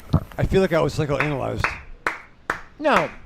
Put your Mark, fucking hands there's down, a fucking asshole. 88-minute version of that story that she just told, as opposed to the 5.5-hour opus we had to sit through. Yeah, you know what? She talks about how the movie is a metaphor for the bad choices we make in life. The only bad choice I made in life last week was watching that fucking movie. I saw that from a fucking mile away. Yeah, well, you're probably staring off into the desert pensively. Yeah. What does that comment mean to you, Johnny? What's the hidden No, nature like, see, behind here's the thing. Like, see, well, I let me don't just say, see any- Myra has a great eye for film and digging down into I agree into the meaning of 100%. films, because she made us think about Babadook in a completely different way. Right. But here's the thing. I don't know if that stuff was there. I think so. I didn't see it now. Like, obviously, like I explained last week, I didn't quite understand But if what they were going for. But now, why did they call it comfort? But even if the fucking intent was there, the delivery was terrible. That was a slow meandering. And the fact film. that none of us got it, maybe you're right. But Myra has a different perspective, which I appreciate.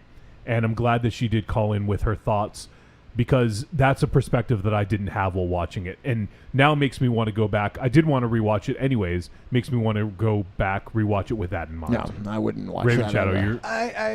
I had a thought, but then I'm like, you know what? No. Is the whole point of carrying the spaghetti, air quotes, spaghetti all the way to the end, to when they find each other, to be able to enjoy the spaghetti and then get you back? can't always have what you fucking want in life. That was Sometimes obvious. you have to settle. That's what I said last week. Yeah. Yeah, I said that last week. What are you talking that's about, fucking Myra? stupid then. Yeah, come on, Myra. I said that last week. Didn't I say that last week? I don't know. You're the sweet one. I was like, no, I said I get it. You can't always get what you want, and it's hard to be, like, not every family is perfect and all these other things. And You did say that, partner. yeah, right. Currently. I hope this movie. Yeah. No, this is dumb. I'm sorry, So Myra. she's absolutely right that all that stuff is present. Whether or not you see that or whether or not you care is another point entirely. You guys, it's not going to change the way you thought about it, but it makes some of the stuff she's saying that's what I felt that there was something deeper going on, but I wasn't able to put the pieces together. And now that Myra reveals that, I want to go back and watch this again, because absolutely, when life throws a lot of shit at you, right? Yeah. Like, losing her limbs was a metaphor for having these, like wearing your scars, right? Of what happens to you in life, and you're left with them for the rest of your life, So she's dealing with this baggage, and if you will, kind of like think about Nina Forever, how the dude had the baggage in bed, Which was last fucking relationship. awesome. It was absolutely. I'm not saying it's as good. I'm just saying that's a movie that had, an analogy in it that made sense to us, right? So in this case, that's kind of what's going on. Now, I will agree, the movie did move slow at times. So you guys don't need to be on board. Right, but there were That's elements that she said that I feel like I did get. I just didn't You care. did say a little bit, yeah. Yeah, I just didn't care at all. Like Exactly. Like where is the fucking fun and interesting version of that metaphor? But you guys don't have to, your mind doesn't have to be changed. I mean, based on what you Creed, said. Nickelback has written the same essential fucking point as Love, Love Me Do 9 million times. But it's fucking garbage. I don't want to hear Nickelback. I don't want to hear that. Never It's made a, it it's, out a of bo- it's a Waz, boring version of fucking the boy meets girl, girl leaves boy, boy is sad. Like, that's a bad version of it. Like, just because it's a metaphor doesn't mean it's interesting. And no one, not anyone she married, not anybody with the same last name loves her as much as I do. But I don't agree. Wow. I don't. Well, no, she's probably right on some of those things, and I didn't see all of them. But it's the reverse magic trick, right? Like if your magic trick is watch me rub mashed potatoes all over my junk, I'm like, I don't want to see that. I don't care what sort of trick you're doing. Who's doing the junk rubbing? And who's junk? Yeah. Johnny, here's my assistant, Monster Zero, and you're like, And do those mashed potatoes have pieces of skin in it? Yeah. Johnny, quick question. Can it really be considered symbolism of carrying around baggage if a character has things removed from them? Yeah, you wear You're the not really scar. carrying anything what at I'm that s- point. What but I'm, you're I much was, lighter. You're if probably you're faster. No. You're What faster. I was Well, relate. depends on how let you me skip and fucking limp. finish. I was relating it to that movie. It's wearing the scars of what happens to you. That's what I was trying to say. What if you just don't eat people and become friends? Well, you could do that. Listen, nobody needs But it to wouldn't tell me be as life is interesting. hard.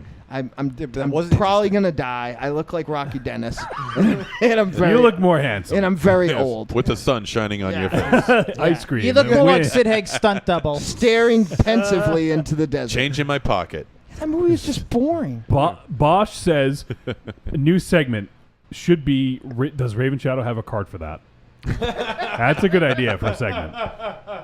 We could be here for another hour. So Cecil loved the rain ambience in Myra's call, and Bosch says, "Y'all gonna get it" when Myra called, and then Cecil says, "Hooray for Myra!" And Bosch is calling Sir Isaac Bricktop for some reason. What? He said Bricktop getting mad in the corner. Cecil says, He was my favorite character in that movie. I approve of that. Cecil says, "Woo, amazing take on Bad Batch." And Bosch says, "Yes, really good interpretation from a female perspective." And Cecil says, "This is in my top 5 this year easily." Of course she's smart. She's in the Deadites. We only hire smart people. And Cecil says, "Look at the great discussion I Bad was Batch wrong makes about that. for." No.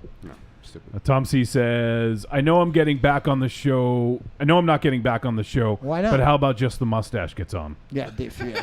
Tom, you can Come on. just yeah. Tom, you could. Why come have on the we ever show. said you can't come on the show? Look at I just found myself jacking off the. Anybody see that? Wow. To Tom C's No, mustache? thankfully. See? Oh, God. I'm just nervous because I want to go home and sleep because I have to get up in a little bit. And Cecil says, "Costs a lot to be here," in quotations. Cost you an arm and a leg. Only dialogue in the movie. I don't know. It's stupid. Dumb. Stupid movie. And Bosch says, "You can't compare Nickelback to the Bad Batch, man. What the fuck?" I just did. I can. Melissa Creepy Girl says, "I love Bad Batch." Of course. Yeah. She also said we should have fucking bullet point of view and then. Bad Batch and Nickelback. One sucks and the other one's worse. You decide which one is which. All right, we actually had a follow-up from Myra, so we'll get a double dose. Maybe maybe she won't. You know what this is? She's like, "Shut up, Dynamo. I hate you." Maybe she won't scold you guys. And furthermore, Your friendly fisheries biologist over here. I don't really eat that much fish. Check. Mostly I eat like beans. Oh!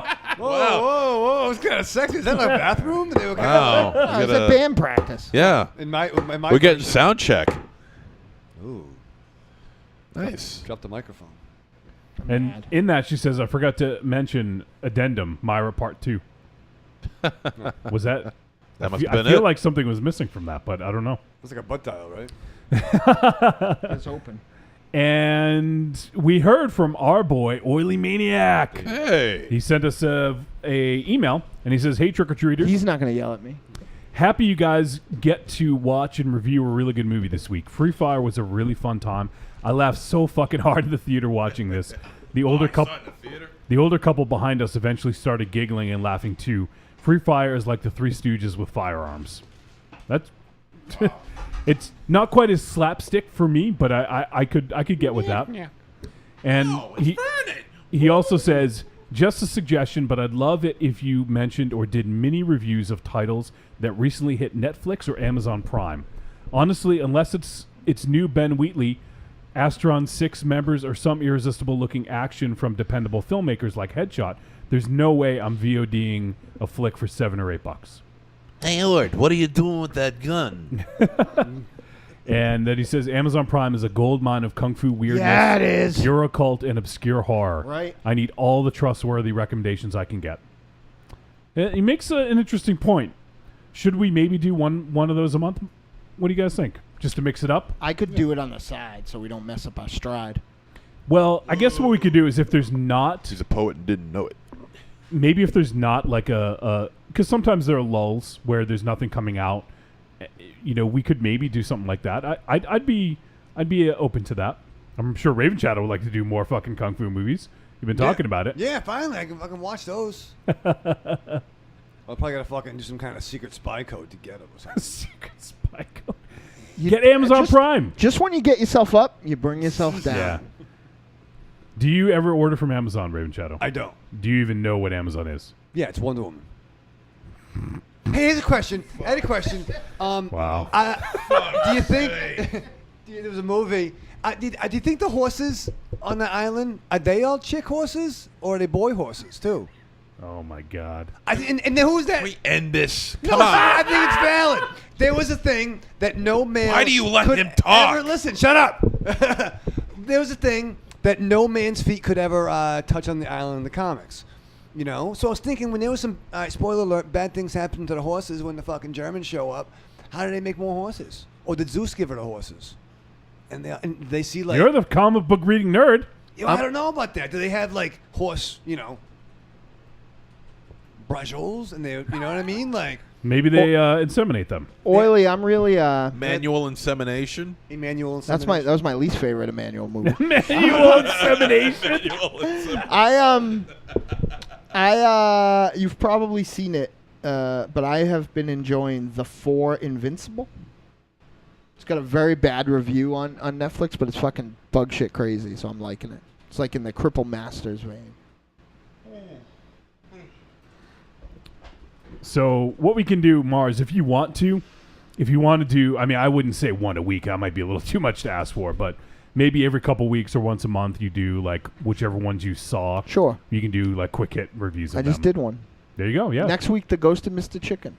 Because I only have it for a few more days before my rental runs out. And then if there's nothing good on VOD and we're reaching deep, maybe we'll pull from some free stuff so other people can play along. Can I get like a cool theme music that will just stop playing a few weeks in, like we do every time we get cool theme music? Can I be like, what theme music have we lost? We don't do the Beast. tweets anymore. Yeah. Well, we never won't get any fucking tweets. Well, if we got tweets, I'd use it. It's Monster Zero's fault for not fighting Monster Raven Shadow when he said he was gonna. If you want me to, I'll read our tweets. Will you make me a cool thing? Can it be like Kung Fu? Kung Fu. Now Myra's gonna be mad at me. I hate this show. She's already not talking to me. All right, let me see. I think that's it. We got the one email from Oily. That kid's the best. He fucking saved my life. He told me about a documentary I've been looking for forever. Which one? I forget what it's called now, but I saved the text. It's called the Art of something or other. It's the Kung Fu documentary I've been asking everybody about. And nobody knows. Yeah. He knew? Yeah, of course he knew. Of course he knew. Yeah, you're right. You're right. I'm a big dummy. Big fat dummy. You big dummy. He is the coolest fucking dude on planet Earth, I'll tell you that. How would you like 5 of these where you sneeze?